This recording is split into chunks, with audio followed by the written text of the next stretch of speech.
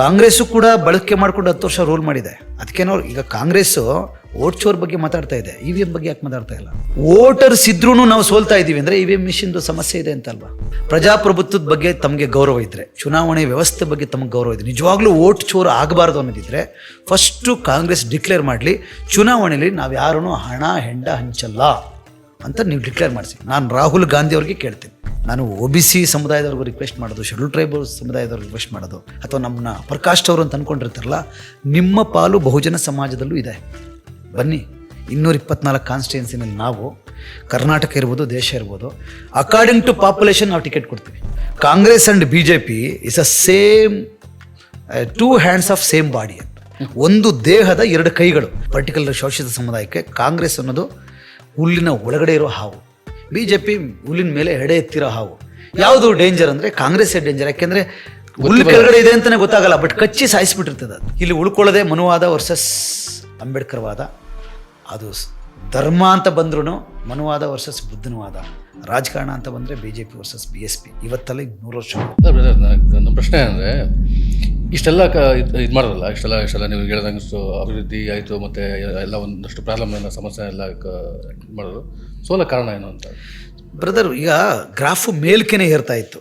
4ನೇ ಸಲ CM ಆದ್ರೆ, ಫುಲ್ ಫ್ಲೆಡ್ಜ್ CM ಆದ್ರಲ್ಲ, ಫುಲ್ ಫ್ಲೆಡ್ಜ್ CM ಆದಾಗ ಈ 3 ಸಲ ಏನೇನು ಕಡಿಮೆ ಮಾಡೋಕ್ಕಾಗಿತ್ತು. ಯಾಕೆಂದರೆ ಬೇರೆಯವ್ರ ಸಪೋರ್ಟ್ ತಗೊಂಡೇ ಮಾಡಬೇಕಾಗಿತ್ತು.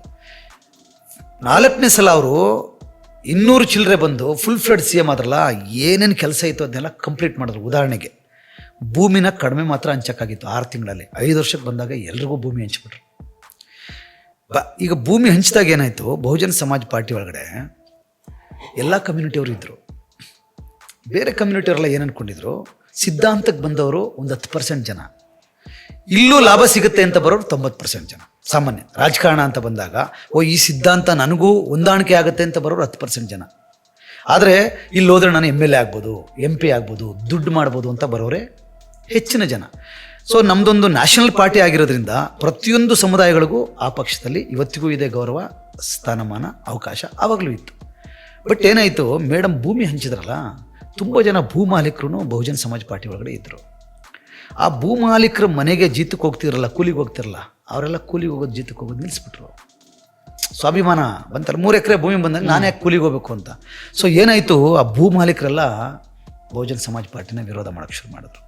ಮತ್ತು ನಿಮ್ಗೆ ಹೇಳ್ತೀನಿ, ಆರಂಭದಿಂದನೇ ಬಹುಜನ ಸಮಾಜ ಪಾರ್ಟಿ ಒಳಗಡೆ ಇದ್ದವರು ಕೆಲವರು ಮೇಡಮ್ನ ವಿರೋಧ ಮಾಡ್ಕೊಂಡು ಆಚೆ ಹೋಗಿದ್ದಾರೆ. ಕಾಂಶಿರಾಮ್ ಸಾಹೇಬರು ಮೇಡಮ್ನ ಉತ್ತರಾಧಿಕಾರಿ ಅಂತ ಮಾಡಿದಾಗಲೇ ಕೆಲವರು ಒಳಗಡೆ ಇದ್ದವ್ರಿಗೆ ಒಂದು ಸಣ್ಣ ಈಗೋ ಇರ್ತದಲ್ಲ.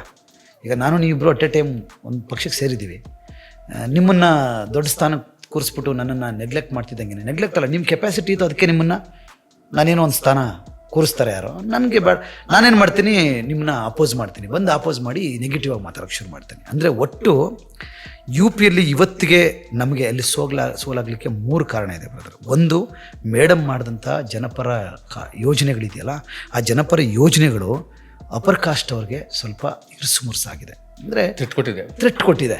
ಅಂದರೆ ಇವರು ಇಷ್ಟು ಜನ ಹಿಂಗೆ ಸೆಟ್ಲ್ ಮಾಡಿಬಿಟ್ರೆ ಹೆಂಗೆ ಅನ್ನೋ ಥರದಲ್ಲಿ. ಯಾಕೆಂದರೆ ಬ್ಯಾಕ್ಲಾಗ್ ಹುದ್ದೆನ SC/STಗಳಿದೆ ಜಾಸ್ತಿ ಇರೋದು ತುಂಬಿಕೊಂಡ್ರಲ್ಲ. ಸಾಮಾನ್ಯವಾಗಿ OBC ಮತ್ತು ಇತರೆ ಯೂತ್ಸ್ ಇರ್ತಾರಲ್ಲ, ಸ್ಟೂಡೆಂಟ್ಸ್ಗಳು, ಆಬ್ವಿಯಸ್ಲಿ ಈ ಅಧಿಕಾರ ಬಂದರೆ ಇವ್ರಿಗೆ ಮಾತ್ರ ಜಾಸ್ತಿ ಸ್ಥಾನಮಾನ ಸಿಗುತ್ತೇನೋ ಅಂತ ಅಂದ್ಕೊಂಡಿದ್ದಾರೆ.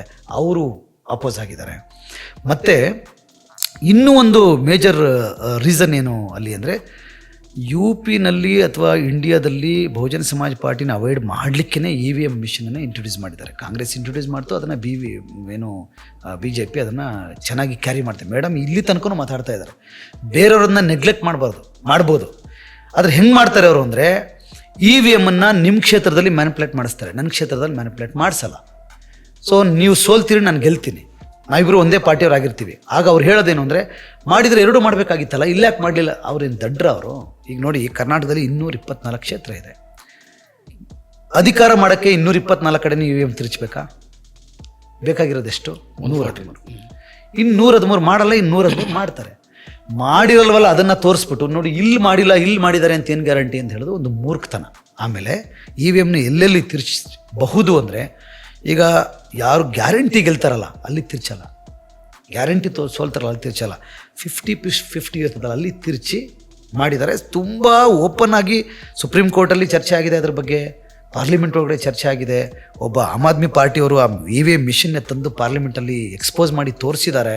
ಆಮೇಲೆ VVPAT ಬಟ್ ಅದು ಕೂಡ ಏನೂ ಆಗಲಿಲ್ಲ. ಈಗ ನಡೀತಾ ಇದೆಯಲ್ಲ, ಏನು ಚುನಾವಣೆ ಇದು ನಡೀತಾ ಇದೆ, ವೋಟ್ ಚೋರ್ ನಡೀತಾ ಇದೆ ಅಂತೆಲ್ಲ. ಈಗ ಅದು ಚುನಾವಣಾ ಆಯೋಗನೇ ಅಲ್ಲಿ ಇನ್ವಾಲ್ವ್ ಆಗ್ಬಿಟ್ರೆ, ಮತ್ತೆ ಅದನ್ನ ಕಾಂಗ್ರೆಸ್ಸು ಕೂಡ ಬಳಕೆ ಮಾಡ್ಕೊಂಡು 10 ವರ್ಷ ರೂಲ್ ಮಾಡಿದೆ. ಅದಕ್ಕೇನೋ ಈಗ ಕಾಂಗ್ರೆಸ್ಸು ವೋಟ್ ಚೋರ್ ಬಗ್ಗೆ ಮಾತಾಡ್ತಾ ಇದೆ, EVM ಬಗ್ಗೆ ಯಾಕೆ ಮಾತಾಡ್ತಾ ಇಲ್ಲ? ಯಾಕೆ ಸೀರಿಯಸ್ ಆಗಿ ದನಿ ಎತ್ತಬಾರ್ದು? EVM ಬೇಡಲೇ ಬೇಡ, ವೋಟ್ ಚೋರೆಲ್ಲ ನಡೀತಾ ಇರೋದು ಬಿಕಾಸ್ ಆಫ್ EVM. ಯಾಕೆಂದರೆ ಮಿಷನ್ ಮ್ಯಾನಿಪುಲೇಟ್ ಮಾಡ್ತಾ ಇರ್ತಕ್ಕಂಥದ್ದು ಬೇಡ. EVMನ ಕಂಡಿಡಿದಂಥ ದೊಡ್ಡ ದೊಡ್ಡ ದೇಶಗಳೇ, ಟೆಕ್ನಾಲಜಿನಲ್ಲಿ ಮುಂದುವರೆದಿರ್ತಕ್ಕಂಥ ದೇಶಗಳೇ ಇವತ್ತು ಬ್ಯಾಲೆಟ್ ಪೇಪರ್ನ ಬಳಸ್ತಾ ಇದ್ದಾರೆ ಅಂದರೆ, ಇಲ್ಲಿ ಯಾಕೆ ಬ್ಯಾಲೆಟ್ ಪೇಪರ್ ಇಂಟ್ರೊಡ್ಯೂಸ್ ಮಾಡಿ, ನೀವೇ ಗೆಲ್ರಿ, ನೋ ಪ್ರಾಬ್ಲಮ್, ಇಂಟ್ರೊಡ್ಯೂಸ್ ಮಾಡಿ. ಬ್ಯಾಲೆಟ್ ಪೇಪರ್, ನಿಮಗೆ ಬ್ಯಾಲೆಟ್ ಪೇಪರು EVM ಆದರೆ ನೀವು ಗೆದ್ದು ಬಿಡ್ತೀರ ಅಂದ್ರೆ ನಾವು ಗೆಲ್ಲೋದೇ ಬೇಡಪ್ಪ, ನೀವೇ ಗೆಲ್ರಿ, ಬಟ್ ಬ್ಯಾಲೆಟ್ ಪೇಪರ್ ತಂದ್ಬಿಟ್ಟು ಗೆಲ್ರಿ. ನೋಡೋಣ. ಬ್ಯಾಲೆಟ್ ಪೇಪರ್ನ ತೆಗೆಸಿ EVM ಬರಲಿಕ್ಕೆ ಕಾರಣನೇ ಕಾಂಶಿರಾಮ್ ಸಾಹೇಬ್ರ ಬಹುಜನ್ ಮೂವ್ಮೆಂಟ್ನ ಕೊಲ್ಯಾಪ್ಸ್ ಮಾಡೋಕ್ಕೆ ಮತ್ತು BJP ಮತ್ತು ಕಾಂಗ್ರೆಸ್ನ ಹೊರತುಪಡಿಸಿ ಇನ್ನೆಲ್ಲ OBCಗಳದ್ದು ಸಣ್ಣ ಪುಟ್ಟ ಪಕ್ಷಗಳನ್ನ ಮುಗಿಸೋಕೆನೆ ಇವರು EVMನ ತಂದಿರೋದು. BJP ಮತ್ತು ಕಾಂಗ್ರೆಸ್ ಎರಡೇ ಇರಬೇಕು, 2 ಪಾರ್ಟಿ ಸಿಸ್ಟಮ್ ಅಂತ. ಇನ್ನು ನೋಡಿ, ಉದ್ದಕ್ಕೂ ನೋಡ್ಕೊಬನ್ನಿ, OBCಗಳು ಕಟ್ಟಿರೋ ಪಕ್ಷಗಳನ್ನೆಲ್ಲ ಮುಗಿಸ್ಕೊಂಡ್ಬಂದಿದ್ದಾರೆ. ಎಲ್ಲ ಸ್ಟೇಟ್ಗಳಲ್ಲೂ ಮುಗಿಸ್ಕೊಂಡು ಬಂದಿದ್ದಾರೆ, ಇನ್ಕ್ಲೂಡಿಂಗ್ ಕರ್ನಾಟಕದ JDS ಸೇರಿಸ್ಕೊಂಡಂಗೆ. ಇತ್ತೀಚಿನ ಎಕ್ಸಾಂಪಲ್ಲು ನೀವು ನೋಡ್ರಿ, ನಾರ್ತ್ ಇಂಡಿಯಾ ಇರ್ಬೋದು ಅಥವಾ ಮಧ್ಯ ಭಾರತ ಇರ್ಬೋದು, ಅಲ್ಲೆಲ್ಲ BJP ಕಾಂಗ್ರೆಸ್ ಪಾರ್ಟಿಗಳನ್ನೆಲ್ಲ ಮುಗಿಸ್ಕೊಂಡು ಬಂದಿದ್ದು, ಆಪೋಷಣ ಪಡ್ಕೊಂಡಿದೆ. ಇದು ಒಂದು ಹಂತ. ಎರಡನೇದು NDA INDA ಅಂತ ಮಾಡ್ಕೊಂಡ್ರಲ್ಲ, ಹಂಗೆ ಇಲ್ಲ ನಾವು ಇಲ್ಲ ನೀವು, ಮೂರನೇದಕ್ಕೆ ಅವಕಾಶನೇ ಇಲ್ಲ ಅಂತ. ಅದಕ್ಕೆ ಮೇಡಮು ಎಲ್ಲೂ ಹೋಗಲಿಲ್ಲ, ನಾನು ತೃತೀಯ ಶಕ್ತಿ ನಾನು ಇಂಡಿಪೆಂಡೆಂಟಾಗಿ ನಾನು ಇರ್ತೀನಿ.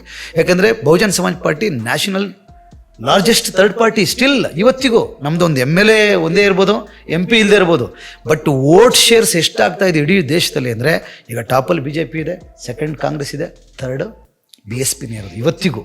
ಅಂದರೆ ನಮ್ಮ ಗೆಲುವು ಅವ್ರಿಗೆ ಈ ಮೇಡಮ್ನ ಜನಪರ ಕೆಲಸಗಳಿದೆಯಲ್ಲ ಅದೇ ಥ್ರೆಟ್ ಆಗಿದೆ. ಜನ ಓಟ್ ಹಾಕಿ ಇನ್ನೂ ರೆಡಿ ಇದ್ದಾರೆ, EVM ಮ್ಯಾನಿಪುಲೇಟ್ ನಡೀತಾ ಇದೆ ಮೇಜರ್. ಯಾಕೆಂದರೆ ಜನ ಓಟ್ ಹಾಕ್ತಾ ಇದ್ದಾರೆ. ನೋಡಿ, ಮೊನ್ನೆ ಅಕ್ಟೋಬರ್ 9ನೇ ತಾರೀಕು ಕಾಂಶಿರಾಮ್ ಸಾಹೇಬ್ರದ್ದು ಪರಿನಿಬ್ಬಾಣ ದಿನ ಮಾಡಿದ್ರು. ನೀವು ವಿಡಿಯೋ ನೋಡಿದ್ರಿ ಅಂತ ಅನಿಸುತ್ತೆ. ಇಡೀ ದೇಶದಲ್ಲಿ ಅಷ್ಟು ಜನ ಎಲ್ಲೂ ಸೇರಲ್ಲ. ಹೌದು, ಇಡೀ ದೇಶದಲ್ಲಿ ಒಂದು ಸಣ್ಣ ಕಾಲು ತುಳಿತಾಗಿಲ್ಲ. ಮತ್ತು ಬಂದಿರೋರಿಗೆ ಯಾರಿಗೂ ವೆಹಿಕಲ್ ಮಾಡಿಕೊಟ್ಟಿಲ್ಲ, ₹1 ಕೊಟ್ಟಿಲ್ಲ, ಒಂದು ಊಟ ಕೊಟ್ಟಿಲ್ಲ. ಇವರು ಸೇರಿಸ್ತಾರೆ ಜನನ, ಕಾಂಗ್ರೆಸ್ BJP ಅವರು. MLAಗೆ ಹೇಳಿ ನೀನು 25 ಬಸ್ ಬಿಡು, ನೀನು 25 ಬಸ್ ಬಿಡು ಅಂತ. ಅಲ್ಲಿ ಒಂದು ಬಸ್ ಬಿಟ್ಟಿಲ್ಲ, ನಡ್ಕೊ ಬಂದವ್ರೆ, ಎತ್ತಿನ ಗಾಡೀಲಿ ಬಂದವ್ರೆ, ಆಟೋ ರಿಕ್ಷಾದಲ್ಲಿ ಬಂದವ್ರೆ, ಒಂದು ವಾರದಿಂದನೇ ಬಂದು ರೊಟ್ಟಿ ಮುರ್ಕೊಂಡು ಅಂದರೆ ಅಷ್ಟು ಜನನು. ಮೇಡಮ್ ನಾನು ಮೊನ್ನೆ ಮೀಟಿಂಗ್ ಹೋಗಿದಾಗ ಹೇಳಿದ್ರು, ಅವರು ಯಾರು ಕಾಮನ್ ಮಾಸಲ್ಲ, ಎಲ್ಲರೂ ಕೂಡ ಬೂತ್ ಕಮಿಟಿ ಮೆಂಬರ್ಗಳು. ಅಷ್ಟು ಬೂತ್ ಕಮಿಟಿ ಮೆಂಬರು 8-10 ಓಟು ಅಂದ್ರೂ ಸರ್ಕಾರ ಮತ್ತೆ ಬರೋಷ್ಟು. ಆಮೇಲೆ ಬಂದಿದ್ದವರಲ್ಲ SC ST OBC Muslims including Brahmins. ಆ ಮಟ್ಟದ cadre base Bahujan Samaj party ಬಿಟ್ಟರೆ ಯಾರಿಗೂ ಇಲ್ಲ. ಅಂದರೆ ಜೆನ್ಯೂನ್ ಆಗಿ ಜನ ಅಷ್ಟು ನೋಡಿ ಬ್ರದರ್, ಪಕ್ಷ ಅಧಿಕಾರದಲ್ಲಿದ್ದಾಗ ಅಷ್ಟು ಜನ ಸೇರಿಸೋದು ಭಾಳ ಸುಲಭ. ಅಧಿಕಾರ ಹೋಗಿ ನಮಗೆ 13 ವರ್ಷ ಆಗಿದೆ. ಈಗ ಅಷ್ಟು ಜನ ಒಂದು ಕಡೆ ಬರ್ತಾರೆ ಅಂದರೆ ಹೆಂಗೆ ಬರ್ತಾರೆ? ಅವರೆಲ್ಲ ವೋಟರ್ಸ್ ಅಲ್ವಾ? ದುಡ್ಡುಗೋಸ್ಕರ ಬಂದವರ ಇಲ್ಲ, ಹೆಂಡಕ್ಕೋಸ್ಕರ ಬಂದವರ ಇಲ್ಲ, ಫ್ರೀ ಬಸ್ ಇದೆ ಅಂತ ಬಂದವರ ಇಲ್ಲ, ದುಡ್ಡು ಏನಕ್ಕೋ ಹೆಂಗೆ ಬಂದವರೆಲ್ಲ ಯಾರು ಅಂದರೆ ಅವರೆಲ್ಲ ವೋಟರ್ಸ್ ಅಲ್ವಾ? ವೋಟರ್ಸ್ ಇದ್ರೂ ನಾವು ಸೋಲ್ತಾ ಇದ್ದೀವಿ ಅಂದರೆ EVM ಮಿಷನ್ದು ಸಮಸ್ಯೆ ಇದೆ ಅಂತ ಅಲ್ವಾ? ಯಾಕೆ ಕಾಂಗ್ರೆಸ್ ಅದನ್ನು ಗಟ್ಟಿ ದನಿಲಿ ಮಾತಾಡಬಾರ್ದು? ಕರ್ನಾಟಕದಲ್ಲೂ ಕೂಡ ಒಂದಷ್ಟು EVM ಮಿಷನ್ ಕಾಂಗ್ರೆಸ್ ಕೂಡ ಮಾತಾಡಲ್ಲ. EVM ಬಗ್ಗೆ ಮಾತಾಡಲ್ಲ. ವೋಟ್ ಚೋರಿ, ನಾನು ಅದನ್ನೇ ಹೇಳ್ತೀನಿ, ಕಾಂಗ್ರೆಸ್ ಅವರು ನಿಜವಾಗ್ಲೂ ಪ್ರಜಾಪ್ರಭುತ್ವದ ಬಗ್ಗೆ ಗೌರವ ಇದ್ದರೆ, BJP ಅವ್ರ ಬಗ್ಗೆ ನಾನು ಮಾತಾಡಲ್ಲ. ಯಾಕೆಂದ್ರೆ ಅವ್ರಿಗೆ ಗೌರವ ಇಲ್ಲ ಅಂತ ಗೊತ್ತು ನಮಗೆ. ಈಗ ಬೆತ್ತಲೆ ಆಗಿರೋರನ್ನ ನಾವೇನು ಬೆತ್ತಲೆ ಮಾಡಬೇಕಾಗಿಲ್ಲ. BJP ಆಲ್ರೆಡಿ ಬೆತ್ತಲೆ, ಅದು ಗೊತ್ತಿರೋದು. ಅದಕ್ಕೆ ಪ್ರಜಾಪ್ರಭುತ್ವ ಬಗ್ಗೆನೂ ಗೌರವ ಇಲ್ಲ, ಸಂವಿಧಾನದ ಬಗ್ಗೆನೂ ಗೌರವ ಇಲ್ಲ ಅಂತ ನಮಗೆ ಗೊತ್ತು. ಕೆಲವರು ಹೇಳ್ತಾರೆ ನೀವು ಬರೀ ಕಾಂಗ್ರೆಸ್ನೇ ಟೀಕೆ ಮಾಡ್ತೀರಿ, BJPನ ಟೀಕೆ ಮಾಡಲ್ಲ. BJP ಬಗ್ಗೆ ಗೊತ್ತಲ್ಲ. ನಾವು ಟೀಕೆ ಮಾಡ್ತಾ ಇರೋದೇನಂದ್ರೆ, ನೀವು ಪ್ರಜಾಪ್ರಭುತ್ವದ ಬಗ್ಗೆ ಮಾತಾಡ್ತೀರಿ ಕಾಂಗ್ರೆಸ್ನವರು, ಬಟ್ ನೀವು ಫಾಲೋ ಮಾಡ್ತಾ ಇಲ್ಲ. ಸಂವಿಧಾನದ ಬಗ್ಗೆ ಭಾಷಣ ಹೊಡಿತೀರಿ, ನೀವು ಫಾಲೋ ಮಾಡ್ತಾ ಇಲ್ಲ. ಅವ್ರು ಮಾತಾಡಲ್ಲ, ಫಾಲೋನು ಮಾಡಲ್ಲ. BJP ಅವರು ಸಂವಿಧಾನದ ಪರ ಮಾತಾಡಲ್ಲ, ಫಾಲೋನು ಮಾಡಲ್ಲ.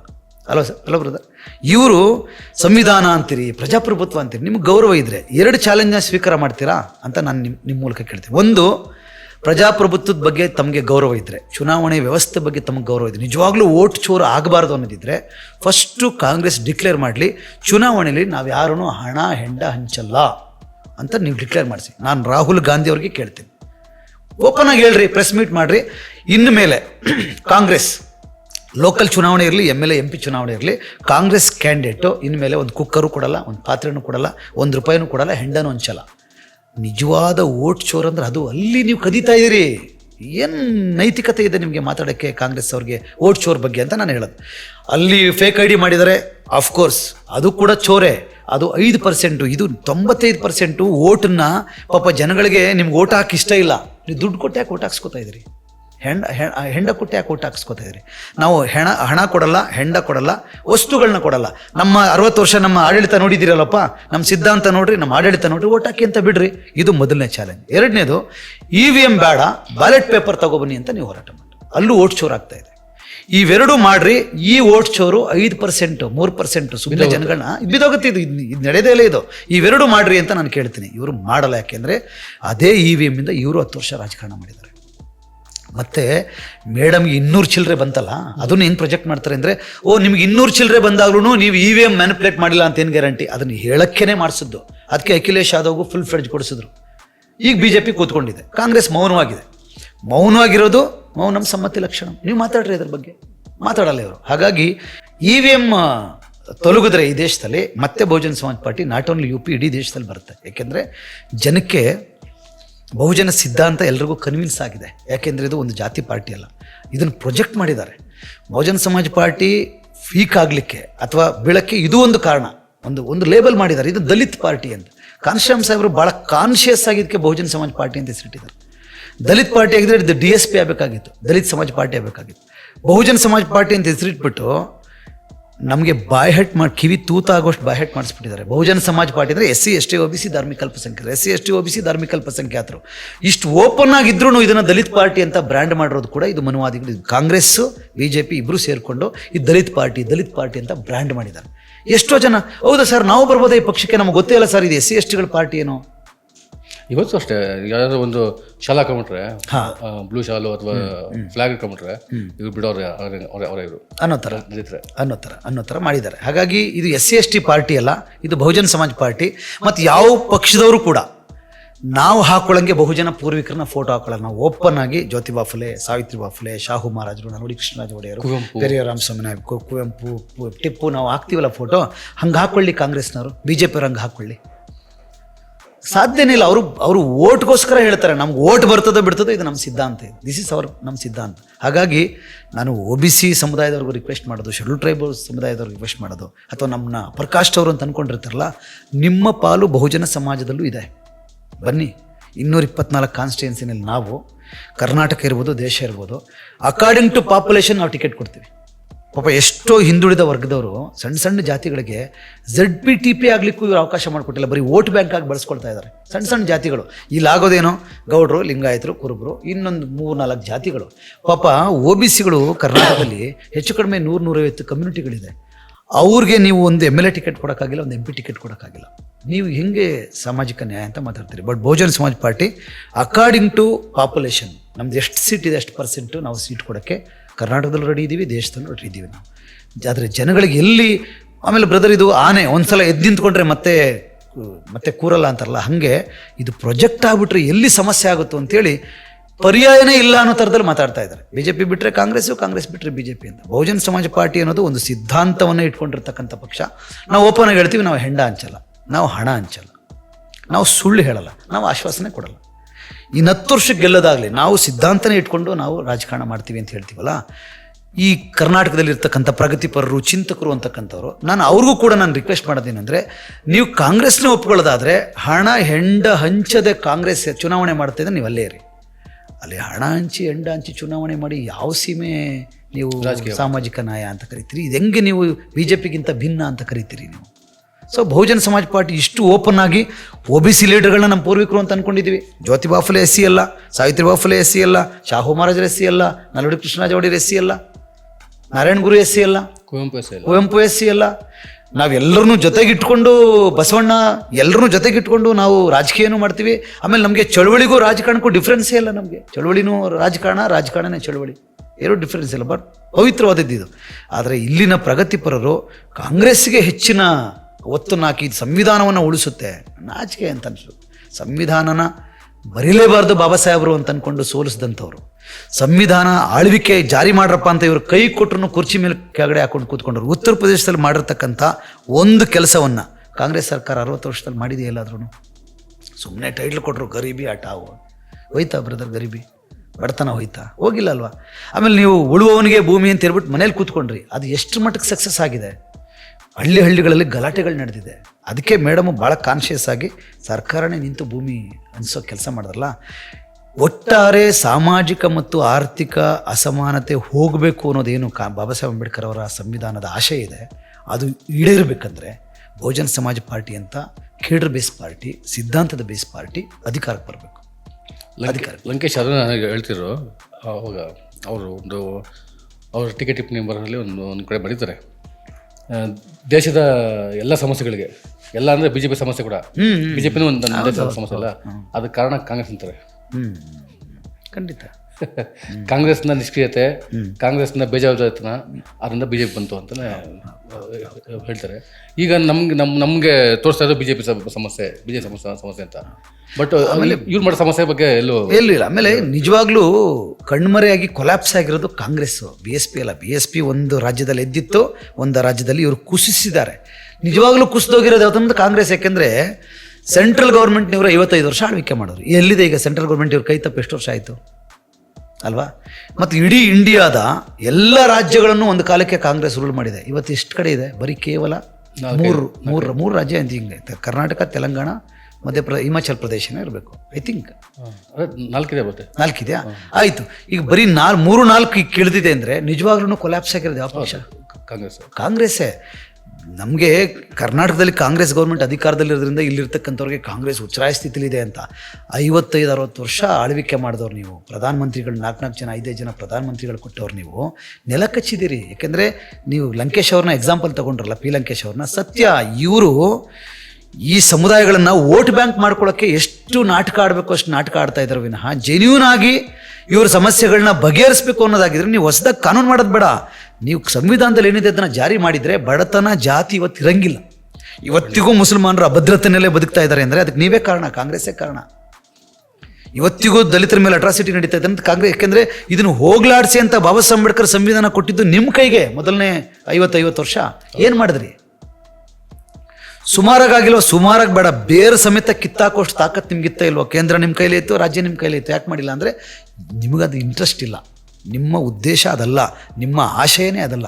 ಯಾಕೆಂದರೆ ನಮಗೆ ಕಾನ್ಶ್ಯಾಮ್ ಸಾಹೇಬರು ಹೇಳ್ತಾ ಇದ್ರು, ಒಂದು Congress and B J P is a same 2 hands of same body ಅಂತ. ಒಂದು ದೇಹದ 2 ಕೈಗಳು. ನೋಡಿ, ಈ ಕೈಗೆ ನೋವಾದರೆ ಈ ಕೈ ಸುಮ್ಮನೆ ಇರಲ್ಲ, ಸಡನ್ ಆಗಿ ಬಂದು ಹಿಂಗಂತದೆ. ಈ ಕೈಗೆ ನೋವಾದ್ರೆ ಈಗ ಸಡನ್ ಆಗಿ ಹಿಂಗಂತದೆ. ಬಾಡಿ ಸಾಂತ್ವನ. ಇವೆರಡು ಇವು ಸಮಾನ. ಇದು ಬೇರೆ ಆಗಿದ್ರೆ ಇವ್ರ ಅಧಿಕಾರದಲ್ಲಿದ್ದಾಗ ಇವರೆಲ್ಲ ಜೈಲಿರ್ಬೇಕಾಗಿತ್ತು, ಇವ್ರ ಅಧಿಕಾರದಲ್ಲಿದ್ದಾಗ ಇವರೆಲ್ಲ ಜೈಲಿರ್ಬೇಕಾಗಿತ್ತು.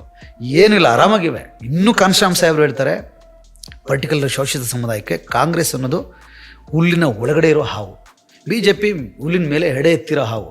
ಯಾವುದು ಡೇಂಜರ್ ಅಂದರೆ ಕಾಂಗ್ರೆಸ್ಸೇ ಡೇಂಜರ್. ಯಾಕೆಂದರೆ ಹುಲ್ಲು ಕೆಳಗಡೆ ಇದೆ ಅಂತಲೇ ಗೊತ್ತಾಗಲ್ಲ, ಬಟ್ ಕಚ್ಚಿ ಸಾಯಿಸ್ಬಿಟ್ಟಿರ್ತದೆ. ಎಡೆ ಎತ್ತಿರೋ ಪಕ್ಷ ಇದೆಯಲ್ಲ, ಇದನ್ನ ನಾವು ಹೊಡೆದಾಕ್ಬೋದು, ಇಲ್ಲ ತಪ್ಪಿಸ್ಕೊಂಡು ಓಡ್ಬೋದು. 2 ಅವಕಾಶ ಇದೆ ಜೀವ ಓಡಿಸ್ಕೊಳ್ಳೋಕ್ಕೆ. ಇಲ್ಲಿ ಜೀವ ಓಡಿಸ್ಕೊಳ್ಳೋಕೆ ಅವಕಾಶನೇ ಇಲ್ಲ. ಹಾಗಾಗಿ ನಮಗೆ ಅಂಬೇಡ್ಕರ್ವಾದಿಗಳಿಗೆ, ಬಹುಜನ ಚಿಂತನೆ ಇರೋರಿಗೆ ಕಾಂಗ್ರೆಸ್ ಮತ್ತು ಬಿ ಜೆ ಪಿ ನಡುವೆ ಯಾವುದೂ ಡಿಫ್ರೆನ್ಸಸ್ ಇಲ್ಲ. ಕರ್ನಾಟಕದ ವ್ಯಾಪ್ತಿ ಹೇಳೋದಾದರೆ ಬಹುಜನ ಚಳವಳಿ ಈಗ ಚೆನ್ನಾಗಿ ಟೇಕ್ ಆಫ್ ಆಗ್ತಾ ಇದೆ. ಅಫ್ಕೋರ್ಸ್ ನಮಗೂ ಕೂಡ ಕರ್ನಾಟಕದಲ್ಲಿ ಬಹುಜನ ಚಳವಳಿ ಅಥವಾ ಬಹುಜನ ಸಮಾಜ ಪಾರ್ಟಿ ತುಂಬ ಅಪ್ಸ್ ಆ್ಯಂಡ್ ಡೌನ್ಸ್ನ ಕಂಡಿದೆ. ಸಹಜವಾಗಿ ಎಲ್ಲ ಪಕ್ಷಗಳಲ್ಲಿ ಚೆನ್ನಾಗಿತ್ತು. ಮತ್ತು ಡೌನ್ ಆಗಿಲ್ಲ. ಕೆಲವು ನಾಯಕರುಗಳು ಅಂತ ಅನ್ನಿಸ್ಕೊಂಡವರು ಸ್ವಲ್ಪ ಸ್ಥಿತ್ಯಂತರಗಳನ್ನ ಮಾಡ್ಕೊಂಡಿದ್ದಾರೆ. ಕಾರ್ಯಕರ್ತರು ಭಾಳ ಗಟ್ಟಿಯಾಗಿದ್ದಾರೆ, ವೋಟ್ರಸ್ ಭಾಳ ಗಟ್ಟಿ. ಈಗ ನಾನು ಕೇಳಬೇಕನ್ನೋ ಗೊತ್ತಿಲ್ಲ, ಹೇಳಿ. ಅದು ಸುಮ್ಮನೆ ಒಂದು ಜನರಿಗೆ ಒಂದು ಕ್ಲಾರಿಟಿ ಬರಲಿ ಅಂತ. ಈಗ ಎನ್ ಮಹೇಶಣ್ಣ ಏನೋ ಪಾರ್ಟಿ ಆದೇಶನ ಮೀರೋರು ಅಂತ, ಈಗ ಒಂದು ಹೆಡ್ ಆಗಿರೋದು ಅಂದರೆ ಒಬ್ಬರು ಇವರು ಅಕ್ಕ ಮಾಯಾವತಿ ಅವರು, ಅವ್ರನ್ನ ಕರೆದ್ಬಿಟ್ಟು ಒಂದು ಕಪಾಳಕ್ಕೆ ಒಂದ್ಬಿಟ್ಟು ನೀವು ಮಾಡಿ ತಪ್ಪು ಮಾಡಿದ್ದು ಅಂತ ಹೇಳ್ಬಿಟ್ಟು ಒಂದು ವಾರ್ನಿಂಗ್ ಕೊಡ್ಬೋದಾಗಿಲ್ಲ. ಎಕ್ಸ್ಪೆಲ್ ಮಾಡಿಬಿಟ್ರೆ ಯಾಕಂತ. ಇಲ್ಲ, ಎಕ್ಸ್ಪೆಲ್ ಅಂದರೆ ನಮಗೆ ಎಕ್ಸ್ಪೆಲ್ ಆಗಿರೋದು ಮಾತ್ರ ಕಾಣಿಸ್ತಾ ಇದೆ. ಒಳಗಡೆ ಅದೆಲ್ಲ ಪರೀಕ್ಷೆಗಳು ನಡೆದಿದೆ. ಅದನ್ನು ಎಲ್ಲ ಕಡೆ ಎಲ್ಲರೂ ಹೇಳೋಕ್ಕಾಗಿಲ್ಲ ಅಷ್ಟೇ. ಈಗ ಆ ಸಂದರ್ಭನ ನಾವು ಸುಮ್ಮನೆ ನೆನೆಸ್ಕೊಂಡ್ರೆ, ನಾವೆಲ್ಲ ಕೊಳ್ಳೇಗಾಲದಲ್ಲಿ ಕೆಲಸ ಮಾಡಿದವರು 2-3 ಎಲೆಕ್ಷನ್ನು. ಒಂದು ಗೆಲುವು ನಮಗೆ ದೊಡ್ಡ ಆನೆ ಬಲ. ಅಂದರೆ ಒಬ್ಬರು ಗೆದ್ದರೆ ಅವ್ರಿಗೆ ಮುಂದಿನ ಎಲೆಕ್ಷನ್ಗೆ ಇನ್ನೊಂದು 25 ಜನ ಕರ್ಕೊಂಡು ಹೋಗೋ ಶಕ್ತಿ ಬಂದ್ಬಿಡ್ತದೆ ಅಂಥ ವಾತಾವರಣವೂ ಇತ್ತು. ಅದು ಮಹೇಶ್ ಅಣ್ಣನಂಥ ಒಬ್ಬ ಪವರ್ಫುಲ್ ಲೀಡರ್ ಗೆದ್ರಂತೂ ಅದು ಖಂಡಿತ ಸಾಧ್ಯ ಆಗುತ್ತೆ ಅಂತಕ್ಕಂಥದ್ದು ಇತ್ತು, ಗೆದ್ದರು ಕೂಡ. ಮತ್ತು ಮೇಡಮ್ ಹೇಳದೆ ಹೋಗಿದ್ರೆ ಅವ್ರಿಗೆ ಮಂತ್ರಿ ಸ್ಥಾನ ಸಿಗ್ತಿರ್ಲಿಲ್ಲ. ಯಾಕೆಂದರೆ ಕೊಯ್ಲೇಷನ್ ಗೌರ್ಮೆಂಟ್ ಅಲ್ವಾ, ದೇವೇಗೌಡರ ಜೊತೆ ಚರ್ಚೆ ಮಾಡಿ ಈಗ ಮಹೇಶ್ ಅಣ್ಣ MLA ಆದದ್ದು PSP ಇಂದನೇ, ಮಂತ್ರಿ ಆದದ್ದು BSP ಇಂದನೇ. ಈಗಲೂ ಅವ್ರ ಐಡೆಂಟಿಟಿ ಮಾಜಿ MLA ಮಾಜಿ ಮಂತ್ರಿ ಅನ್ನೋದು BSP ಕೊಟ್ಟಿರ್ತಕ್ಕಂಥ ಐಡೆಂಟಿಟಿನೇ, ಅದು ನಿಜ ಅಲ್ವಾ? ಈಗ ಅಂಥದ್ದೊಂದು ಪಕ್ಷದ ಹೈಕಮಾಂಡು ಹೇಗಿರ್ತದೆ ಅಂತ ನಮಗೆಲ್ಲ 20 ವರ್ಷದಿಂದ ಹೇಳ್ಕೊಬಂದವರು ಮಹೇಶ್ ಅಣ್ಣ. ದಿಢೀರಂತ ಬೆಹೆಂಜಿ ಅಂದರೆ ಏನು ಅನ್ನೋದು, ಝೀರೋ ಟಾಲರೆನ್ಸ್ ಅನ್ನೋದು ಅವ್ರ ಬಾಯಿಂದನೇ ಕೇಳ್ತಾ ಇದ್ದು ನಾವು. ಮೇಡಮು ಯಾವಾಗ್ಲೂ ಝೀರೋ ಟಾಲರೆನ್ಸ್. ಯಾಕೆಂದರೆ ಆಫ್ಟರ್ ಕಾಂಶಿರಾಮ್ ಸಾಹೇಬರು ಒಂದು ಪಕ್ಷನ ಉಳಿಸ್ಕೊಳ್ಳೋದು, ಒಳಗಡೆ ಇದ್ದವರೇ ಪಿತೂರಿಗಳನ್ನ ಮಾಡೋಕ್ಕೆ ಶುರು ಮಾಡಿದ್ರು. ಪಕ್ಷದಲ್ಲಿ ಗೆದ್ದವ್ರನ್ನೆಲ್ಲ ಬೇರೆ ಬೇರೆ ಪಾರ್ಟಿಯವರು ಪರ್ಚೇಸ್ ಮಾಡೋಕ್ಕೆ ಶುರು ಮಾಡಿದ್ರು. ಬ್ರದರ್ ಏನಾಗುತ್ತೆ, ಒಂದು ಸಂಘ ಕಟ್ಟೇ ಉಳಿಸ್ಕೊಳಕ್ಕಾಗಲ್ಲ. 10 ವರ್ಷ ಒತ್ತಿಗೆ ಇದ್ದ ಒಂದು ಸಂಘದವನು ಪಟ್ಟಂತ ಹೋಗಿ ಆಚೆ ಹೋಗಿ ಇನ್ನೊಂದು ಸಂಘ ಕಟ್ತಾನೆ, ನಿಜ ಅಲ್ವಾ? ಒಂದು ಫ್ರೆಂಡ್ಶಿಪ್ನೇ ನಾವು 5 ವರ್ಷ ಕ್ಯಾರಿ ಮಾಡೋಕ್ಕಾಗಲ್ಲ. ದಿಢೀರಂತ ಸ್ವಲ್ಪ ಕಣ್ಣು ತೆರಿತಿದ್ದಂಗೆ ನಿಮ್ಮ ಬಗ್ಗೆನೇ ನೆಗೆಟಿವ್ ಆಗಿ ಮಾತಾಡೋಕ್ಕೆ ಶುರು ಮಾಡಿ ನಮ್ಮ ಬಗ್ಗೆ. ಒಂದು ನ್ಯಾಷನಲ್ ಪಾರ್ಟಿ ಅಂದಾಗ ಮೇಡಮ್ಗೆ ಆ ಥರದೊಂದು ಝೀರೋ ಟಾಲರೆನ್ಸ್ ಇದೆ, ಈಗಲೂ ಇದೆ.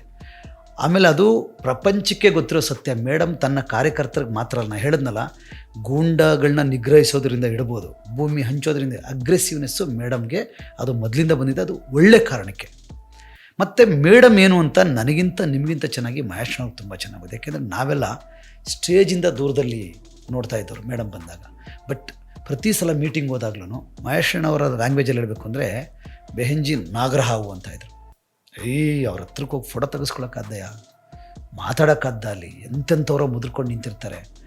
ಅದು ದುರಹಂಕಾರ ಅಲ್ಲ, ಅದು ಅಂದರೆ ಒಂದು ಪಕ್ಷದ ನಾಯಕತ್ವದ ಗುಣ ಅದು. ಆಮೇಲೆ ಹಂಗಿರಬೇಕು. ಯಾವಾಗ್ಲೂ ಅಪರೂಪಕ್ಕೆ ಅಂಜೂರವಾಗು ಎಲ್ಲರಿಗೂ ಎಟಕುವ ಕಲ್ಲಂಗಡಿ ಆಗುವಂತಾರಲ್ಲ, ಹಾಗೆ ಕಲ್ಲಂಗಡಿನೂ ಆಗಬೇಕು, ಅಂಜೂರನೂ ಆಗಬೇಕು ಅಂತ ಮೇಡಮ್ಮು ನಮ್ಗಳ ಮೇಲೆ ಕೈ ಹಾಕ್ಕೊಂಡು ಫೋಟೋ ತೆಗೆಸ್ಕೊಂಡಿದ್ದಾರೆ, ಹಂಗೂ ಬೆರೀತಾರೆ. ಬಟ್ ತಪ್ಪು ಕಂಡಾಗ ಝೀರೋ ಟಾಲರೆನ್ಸ್ ಇದೆ. ಮೇಡಮ್ಮು ಸಣ್ಣ ತಪ್ಪು ಮಾಡಿದ್ರೂ ಝೀರೋ ಟಾಲರೆನ್ಸ್ ಅನ್ನೋದು ಮಹೇಶ್ ಅವ್ರಿಗೆ 100% ಭಾಗ ಗೊತ್ತಿತ್ತು. ಅದು ಅಚಾನಕ್ಕಾಗಿ ಆಗಿರುವಂಥ ಪ್ರಶ್ನೆ ಅಲ್ಲವೇ ಅಲ್ಲ. ಆಮೇಲೆ ಆ ಹಿಂದಿನ ಎಲೆಕ್ಷನ್ಗೆ ಬಂದು ಮಹೇಶ್ ಅವ್ರನ್ನ ನೆಕ್ಸ್ಟು CM ಕ್ಯಾಂಡಿಡೇಟ್ ಅಂತ ಮೈಸೂರಲ್ಲಿ ಅನೌನ್ಸ್ ಮಾಡಿದರು. ಬೆಂಗಳೂರು ಸಮಾವೇಶ ಆದಮೇಲೆ ಮೈಸೂರು ಸಮಾವೇಶ ಆಯ್ತು ಎಲೆಕ್ಷನ್ ಟೈಮಲ್ಲಿ. ನೆಕ್ಸ್ಟು 25 ಸೀಟ್ ಗೆದ್ರೂ CM ಕ್ಯಾಂಡಿಡೇಟ್ ಅಂತ ಅನೌನ್ಸ್ ಮಾಡಿದರು. ಮಹೇಶ್ ಅವ್ರ ಬಗ್ಗೆ ಬೆಹೆಂಜಿಗೆ ಅಪಾರವಾದಂಥ ಏನು ಹೋಪ್ ಇತ್ತು, ನಂಬಿಕೆ ಮತ್ತು ಭರವಸೆ ಎರಡೂ ಇತ್ತು.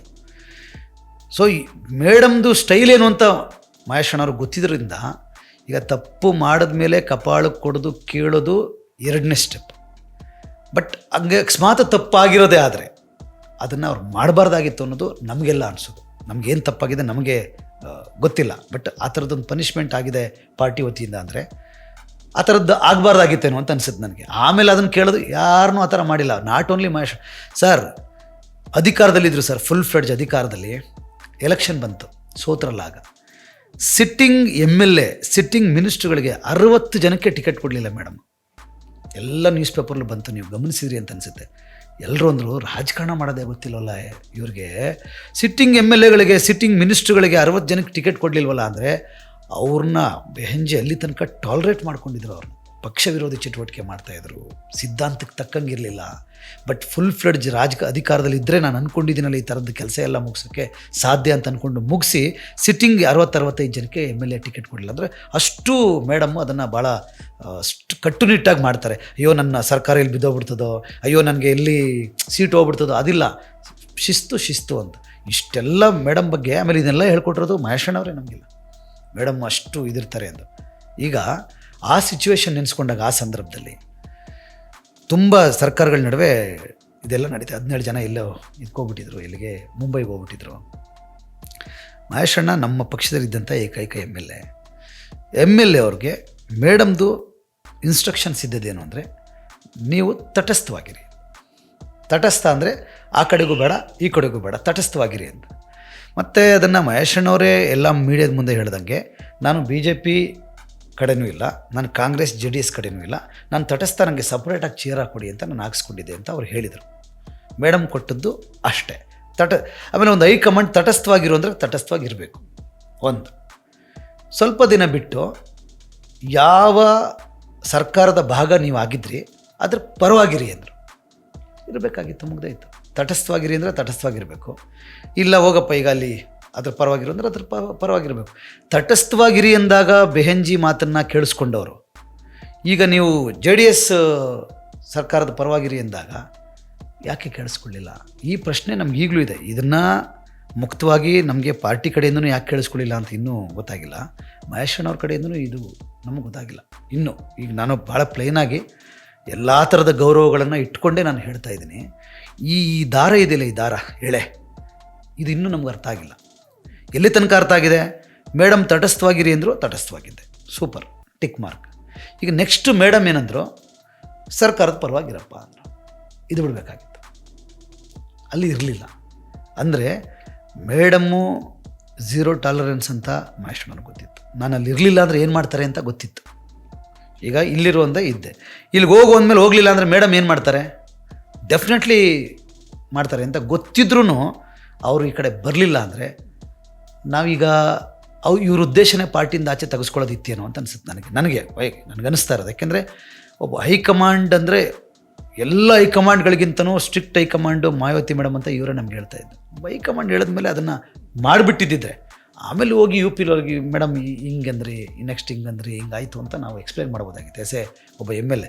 ಇಂಥ MLAಗಳನ್ನ, ಇಂಥ ಮಿನಿಸ್ಟ್ರುಗಳನ್ನ ಮೇಡಮ್ ಅವರು 4 ಸಲ ಕ್ಯಾಬಿನೆಟಲ್ಲಿ ಹ್ಯಾಂಡಲ್ ಮಾಡಿದ್ದಾರೆ. ದೇವೇಗೌಡರು ಅಂದರೆ ಏನೋ ಗೊತ್ತು, ಕಾಂಗ್ರೆಸ್ ಏನಂದ್ರೆ ಅಂತ ಗೊತ್ತು, BJP ಅವರು ಏನು ಪ್ಲ್ಯಾನ್ ಮಾಡ್ತಾಯಿದ್ದಾರೆ ಅಂತ ಎಲ್ಲ ಗೊತ್ತು. ಒಂದು ಗೂಢಚಾರಕ್ಕೆ ಒಬ್ಬ 4 ಸಲ CM ಆಗಿರ್ತಕ್ಕಂಥವ್ರಿಗೆ ಒಂದು ಪೊಲಿಟಿಕಲ್ ಸ್ಪೈಗಳು ಇದ್ದೇ ಇರ್ತಾರೆ. ಏನು ನಡೀತಾ ಇದೆ ಅಂತಕ್ಕಂಥದ್ದೆಲ್ಲ ಇದ್ದೇ ಇರ್ತದೆ. ಸೊ ಏನೇನೋ ಗಾಸಿಪ್ಗಳು ನಡೀತಾ ಇತ್ತಲ್ಲ, ಅದನ್ನು ಕ್ರಾಸ್ ಚೆಕ್ ಮಾಡೋಕ್ಕೆ ಮೇಡಮ್ ಅವರು ಹೇಳಿರ್ಬೋದು. ಫಸ್ಟು ತಟಸ್ಥವಾಗಿರಪ್ಪ ಅಂತ ಹೇಳಿರ್ಬೋದು, ನೆಕ್ಸ್ಟು ಇಲ್ಲಿ ಬನ್ನಿ ಅಂತ ಹೇಳ್ಬೋದು. ತಟಸ್ಥವಾಗಿರಿ ಅಂದಾಗ ಎಷ್ಟು ಒಬಿಡಿಯೆಂಟಾಗಿ MLA ಅವರು ತಟಸ್ಥವಾಗಿದ್ದರೋ ಅಷ್ಟೇ ಒಬಿಡಿಯೆಂಟಾಗಿ ಸರ್ಕಾರದ ಪರ ಇರಿ ಅಂದ ತಕ್ಷಣ ಇದು ಬಿಟ್ಟಿದ್ದರೆ ಇದು ಪಕ್ಷದಿಂದ ತೆಗೆಯುವಂಥ ವಿಚಾರ ಆಗಲಿ ಇನ್ನೊಂದು ಮತ್ತೊಂದು ಆಗ್ತಿರ್ಲಿಲ್ಲ. ಬಟ್ ನಾವು ಹೇಳ್ದಂಗೆ ಕರ್ನಾಟಕದಲ್ಲಿ ಅದು ಆಗಬಾರದಾಗಿದ್ದಂಥ ಬೆಳವಣಿಗೆ ಅದಾಗಿದೆ. ಬಟ್ ಇವತ್ತಿನ ಸಿಚುವೇಷನಲ್ಲಿ ನಾನು ಚಾಮರಾಜನಗರ ಟು ಬೀದರ್ ಎಲ್ಲ ಜಿಲ್ಲೆಗಳು, ತಾಲೂಕುಗಳು ಹಳ್ಳಿಗಳು ಸುತ್ತಾ ಇದ್ದೀನಿ. 2 ಸಲ ಎಲೆಕ್ಷನ್ ಬೇರೆ ನಾನು ಕಂಟೆಸ್ಟ್ ಮಾಡಿದ್ದೆ, MLA ಮತ್ತು MLC. ಹಳ್ಳಿಗಳಿಗೆ ಹೋದರೆ ಜನ ಇವತ್ತಿಗೂ ನಮಗೆ ಒಂದು ಓಟು ಒಂದು ನೋಟು ಕೂಡ ರೆಡಿ ಇದ್ದಾರೆ. ಅವ್ರ ಸಿದ್ಧಾಂತದಿಂದ ಮತದಾರ ಡಿಸ್ಟರ್ಬ್ ಆಗಿಲ್ಲ. ಎಷ್ಟು ಜನ ತಯಾರಾಗಿದ್ರು ಬಹುಜನ ಚಳುವಳಿಗೆ ಅವರೆಲ್ಲರೂ ಹಾಗೆ ಇದ್ದಾರೆ. ತುಂಬ ಜನ ಕೆಲವು ಲೋಕಲ್ ಲೀಡರ್ಗಳು ಏನೋ ಸಣ್ಣ ಪುಟ್ಟ ಆಸೆಗೆ BJP ಕಾಂಗ್ರೆಸ್ಗೆ ಹೋಗಿದ್ರು ಎಳ್ಕೊಂಡು ಸೈಡ್ಗೆ ಹೋಗ್ತಾರೆ. ಅಣ್ಣ ಕಾಂಗ್ರೆಸ್ಗೆ ಹೋಗ್ಬಿಟ್ಟಿದ್ದೀನಿ, BJPಲಿದ್ದೀನಿ, ಬಟ್ ನನ್ನ ಓಟು ನಮ್ಮ ಮನೆಯವ್ರ ಓಟು ನನ್ನ ಗ್ಯಾರಂಟಿ BSPಗೆ ಹಾಕು, ನಮ್ಮ ಕೈ ಬರಲ್ಲ ಅಣ್ಣ, ಇದು ಗೊತ್ತಕ್ಕೆ ಬರಲ್ಲ ಅಂತ ಹೇಳೋರು ತುಂಬ ಜನ ಇದ್ದಾರೆ. ಅಂದರೆ ಕಾರ್ಯಕರ್ತರುಗಳು ಡಿಸ್ಟರ್ಬ್ ಆಗಿಲ್ಲ, ಮತದಾರರು ಡಿಸ್ಟರ್ಬ್ ಆಗಿಲ್ಲ. ಮತ್ತು ಕೆಲವರು ಕಾರ್ಯಕರ್ತರು ಅನಿವಾರ್ಯವಾಗಿ BJP ಕಾಂಗ್ರೆಸ್ಗೆ ಹೋದ್ರೂ ಒಂದೊಂದು ಹಳ್ಳಿಲಿ ಒಬ್ಬೊಬ್ಬನೇ ಉಳ್ಕೊಂಡಿದ್ದಾನೆ, ನಾನು BSPನೇ ಅಂತ, ನಾನು ಎಲ್ಲೂ ಹೋಗಲ್ಲ ಅಂಥವರು ತುಂಬ ಜನ ಇದ್ದಾರೆ. ಸೊ ನನಗನ್ಸೋಂಗೆ ಕಾರ್ಯಕರ್ತರು ಡಿಸ್ಟರ್ಬ್ ಆಗಿಲ್ಲ, ಮತದಾರನೂ ಡಿಸ್ಟರ್ಬ್ ಆಗಿಲ್ಲ. ಕನ್ಶ್ರಾಮ್ ಸಾಹೇಬರು ಮಾರಾಟವಾಗದ ಮತದಾರ, ಮಾರಾಟವಾಗದ ಕಾರ್ಯಕರ್ತನ ಸೃಷ್ಟಿ ಮಾಡಿದ್ರೆ ನಾಯಕ ಮಾರಾಟ ಆದ್ರೂ ಕೂಡ ಈ ಮತದಾರ ಮತ್ತು ಕಾರ್ಯಕರ್ತ ಇನ್ನೊಬ್ಬ ನಾಯಕನನ್ನು ಸೃಷ್ಟಿ ಮಾಡ್ಕೊಳ್ಳೋಷ್ಟು ಶಕ್ತಿ ಅವನಿಗೆ ಬರುತ್ತೆ. ಹಂಗಾಗಿ ನಾನು ನಾಯಕರುಗಳನ್ನ ಸೃಷ್ಟಿ ಮಾಡಲ್ಲ, ನಾಯಕ ಬರ್ತಾನೆ ಹೋಗ್ತಾನೆ. ನಾನು ಮಾರಾಟವಾಗದ ಮತದಾರನ ಸೃಷ್ಟಿ ಮಾಡಬೇಕು, ಮಾರಾಟವಾಗದ ಸಮಾಜವನ್ನು ಸೃಷ್ಟಿ ಮಾಡಬೇಕು ಅನ್ನೋದಿದೆಯಲ್ಲ. ಕರ್ನಾಟಕದಲ್ಲಿ 25-30 ವರ್ಷ ಅದು ಆಗಿದೆ. ನೀವು ಸುಮ್ಮನೆ ಎಲ್ಲಿ ಯಾವುದೇ ಕಾನ್ಸ್ಟಿಟ್ಯೂನ್ಸಿಲಿ ಹೋಗಿ ನಿಂತ್ಕೊಂಡು ನೀವು ಕ್ಯಾನ್ವಸ್ಸು ಮಾಡಲಿಲ್ಲ ಅಂದ್ರೂ 2,000-3,000 ಜನ ₹1 ಇಸ್ಕೊಳ್ದೆ, ಒಂದು ತೊಟ್ಟೆ ಎಂಡ ಇಸ್ಕೊಳ್ದೆ ಓಟ್ ಹಾಕುವಂಥ ಜನ ಇದ್ದಾರೆ. ಅಂದರೆ ಇಲ್ಲಿ ಇನ್ನಷ್ಟು ಡೆಪ್ತ್ಗಿಳಿದು ಕೆಲಸ ಮಾಡುವಂಥ ಅಗತ್ಯ ಇದೆ. ಕೆಲಸ ಜಾಸ್ತಿ ಇದೆ, ಕೆಲಸ ಮಾಡೋರ ಸಂಖ್ಯೆ ಕಡಿಮೆ ಇದೆ. ಆಮೇಲೆ ಇದು ಯಾರೋ ಒಬ್ಬರು ಜವಾಬ್ದಾರಿಲ್ಲ, ಇದು ಒಂದು ಪಕ್ಷ ಅಲ್ಲ, ಇದೊಂದು ಚಳವಳಿ ಇರೋದ್ರಿಂದ ಯಾರ್ಯಾರು ಶೋಷಿತ ಸಮುದಾಯಗಳು ದೇಶ ರೂಲ್ ಮಾಡಬೇಕು, ಸಂವಿಧಾನ ಪ್ರೊಟೆಕ್ಟ್ ಮಾಡಬೇಕು, ಸಂವಿಧಾನನ ಜಾರಿ ಮಾಡಬೇಕು ಅಂತಾರೋ ಅವರೆಲ್ಲರೂ ಸೇರಿಕೊಂಡು ಕಟ್ಟಬೇಕಾಗಿರ್ತಕ್ಕಂಥ ಚಳವಳಿ ಇದು ಯಾರೋ ನನಗೋಸ್ಕರನೋ ಅಥವಾ ನಾನು ಗೆಲ್ಲೋಕ್ಕೋ ಇನ್ನೊಬ್ರು ಗೆಲ್ಲೋಕ್ಕೋ ಮಾಡ್ತಾ ಇರ್ತಕ್ಕಂಥದ್ದಲ್ಲ. ಇದು ಗೆಲುವಿಗೋಸ್ಕರನೇ ನಾವು ರಾಜಕಾರಣ ಮಾಡೋದಾಗಿದ್ದರೆ ನಾವು ಕೂಡ ಕಾಂಗ್ರೆಸ್ BJP ಥರ ಒಂದಷ್ಟು ಭ್ರಷ್ಟಾಚಾರ ಮಾಡಿ ದುಡ್ಡು ಸಂಪಾದನೆ ಮಾಡಿ ಎಲೆಕ್ಷನ್ಲಿ ಹೆಂಡ ಹಂಚಿ ಏನೋ ಮಾಡಿ ಗೆದ್ದುಬಿಡ್ಬೋದಾಗಿತ್ತು. ಬಟ್ ಇಲ್ಲಿ ಗೆಲುವು ಅನ್ನೋದು ನೈತಿಕವಾಗಿ ಇರಬೇಕು, ಸಂವಿಧಾನಬದ್ಧವಾಗಿ ಇರಬೇಕು, ಚಳವಳಿಯ ಸಿದ್ಧಾಂತದ ಆಧಾರದ ಮೇಲೇ ಇರಬೇಕು ಅನ್ನೋ ಕಾರಣಕ್ಕೆ ಇಷ್ಟು ಸ್ಟ್ರಗಲ್ ಆಗ್ತಾಯಿದೆ. ಅಫ್ಕೋರ್ಸ್ ಒಂದಷ್ಟು ಜನ ಮುಂಚೂಣಿ ನಾಯಕರುಗಳು ಕಣ್ಣು ಕಾಣಿಸ್ತಾ ಇದ್ದವರು ಮೀಡಿಯಾಗಳಲ್ಲೋ ಅಥವಾ ಸೋಷಿಯಲ್ ಮೀಡಿಯಾಗಳಲ್ಲೋ ಅಥವಾ ಬಾಯಿನಲ್ಲೋ ಇರೋರು ಮುಂಚೂಣಿ ನಾಯಕರುಗಳು ಕೆಲವರು ಕಾರಣಾಂತರಗಳಿಂದ ಪಕ್ಷದಿಂದ ದೂರ ಉಳಿದಿದ್ದಾರೆ, ಪಕ್ಷದಿಂದ ಹೊರಹಾಕಲ್ಪಟ್ಟಿದ್ದಾರೆ. ಇದು ಬಂತಲ್ಲ ಒಳ ಮೀಸಲಾತಿ ಒಳ ಮೀಸಲಾತಿ ಸಂದರ್ಭದಲ್ಲಿ ಆ ಟೈಮಲ್ಲಿ ಒಂದಷ್ಟು ಜನ ಆಚೆ ಹೌದು, ಅವರು ವಾಲಂಟ್ರಿಯಾಗಿ ಆಚೆ ಹೋಗಿದ್ದಾರೆ. ಮೇಡಮ್ ಅವರು ಆ ವ್ಯಾಕ್ಯೂಮ್ ಹೆಂಗೆ ಫೀಲ್ ಮಾಡ್ತೀರಾ ಅಂತ? ಯಾವುದನ್ನ ಈಗ ಅನ್ವಯಿಸಿಲ್ಲ, ಇವರಿಲ್ಲ, ಏನು ಇವರು ಮಾರ್ಸಂದ್ರ ಮುನಿಯಪ್ಪ ಅವರಿಲ್ಲ ಸರ್, ಇಲ್ಲ ಅವರೆಲ್ಲ ಸಾಕಷ್ಟು ಕೆಲಸ ಮಾಡಿದ್ದಾರೆ. ಮಾರ್ಸಂದ್ರ ಮುನಿಯಪ್ಪ ಅವರು, ಎನ್ ಮಹೇಶಣ್ಣವರೆಲ್ಲ ತುಂಬ ಕೆಲಸ ಮಾಡಿದ್ದಾರೆ ಪಕ್ಷಕ್ಕೋಸ್ಕರ. ಅದು ಅದು ಆ ಕೆಲಸ ಇದೆಯಲ್ಲ ಅದರದ್ದು ಎಲ್ಲೂ ವೇಸ್ಟ್ ಆಗಿಲ್ಲ. ಜನ ಎಲ್ಲ ರೆಡಿ ಇದ್ದಾರೆ. ಈಗ ಮಹೇಶಣ್ಣ ಅವ್ರನ್ನ ಪಾರ್ಟಿಯಿಂದ ಮೇಡಮೇ ಆಚೆ ಹಾಕಿದ್ದಾರೆ, ಮಾರ್ಸಂದ್ರ ಸರು ತಾವೇ ಹೊರಗಡೆ ಹೋಗಿದ್ದಾರೆ. ನಮಗೊಂದು ಭರವಸೆ ಇದೆ, ಯಾಕೆಂದರೆ ಈ ವ್ಯಕ್ತಿಗಳು ವ್ಯತ್ಯಾಸ ಆದ್ರೂ ಸಿದ್ಧಾಂತಕ್ಕೆ ಸಾವಿಲ್ಲ ಅಂತಾರಲ್ಲ, ನಮಗೆ ಅದು ವ್ಯಾಖ್ಯೆ ಬಂದರೆ ಜನಗಳೇ ಅದನ್ನು ಜನಗಳ ನಡುವೆಯಿಂದನೇ ನಾಯಕರುಗಳು ಸೃಷ್ಟಿಯಾಗ್ತಾರೆ. ಮತ್ತು ಮುಂದಿನ ದಿನಗಳಲ್ಲಿ ಅವ್ರವ್ರ ತಪ್ಪುಗಳ ಅರಿವಾಗಿ ರಿಯಲೈಸ್ ಆಗಿ ಮತ್ತೆ ಎಲ್ಲರೂ ಚಳುವಳಿಯನ್ನು ಪಕ್ಷವನ್ನು ಸೇರ್ಕೊಂಡು ಕಟ್ಟುವಂಥ ದಿನಗಳು ಬರ್ಬೋದು. ನಾವೇನು ಹತಾಶರಾಗಿಲ್ಲ, ತೀರಾ ನಿರಾಶರಾಗಿಲ್ಲ. ಆ್ಯಂಡ್ ಯಾರೋ ಒಬ್ಬ ವ್ಯಕ್ತಿ ಮೇಲೂ ಈ ಪಕ್ಷಗಳು ಈ ಚಳುವಳಿಗಳು ಏನು ನಿಂತ್ಕೊಳ್ಳಲ್ಲ. ನಿಮ್ಗೆ ಗೊತ್ತು ಈ ಇತಿಹಾಸ ಏನು ಹೇಳುತ್ತೆ ಅಂದರೆ, ನಾನು ಅನಿವಾರ್ಯ ಅಲ್ಲ, ಯಾರೂ ಅನಿವಾರ್ಯ ಅಲ್ಲ. ಅದು ಮೂಮೆಂಟನ್ನು ತನ್ನ ಪಾಡಿಗೆ ತಾನು ಅದು ಸೆಳ್ಕೊಳ್ತಾ ಹೋಗುತ್ತೆ. ಇದು ಪ್ರಕೃತಿ ನಿಯಮ ಆಗಿರೋದ್ರಿಂದ ಎಲ್ಲರೂ ಇದ್ದಿದ್ರೆ ಚೆನ್ನಾಗಿರ್ತಿತ್ತು, ಮುಂದೆ ನಾಳೆ ಬಂದು ಕಟ್ಟಿದ್ರೂ ಚೆನ್ನಾಗಿರ್ತದೆ. ಇಲ್ಲ ಆಗೋದೇ ಇಲ್ಲ ಅಂತ ದಿನಗಳು ಅಂತ ಬಂದಾಗ್ಲೂ ಜನಗಳ ನಡುವಿನ ನಾಯಕರುಗಳು ಹುಟ್ಕೊಳ್ತಾರೆ.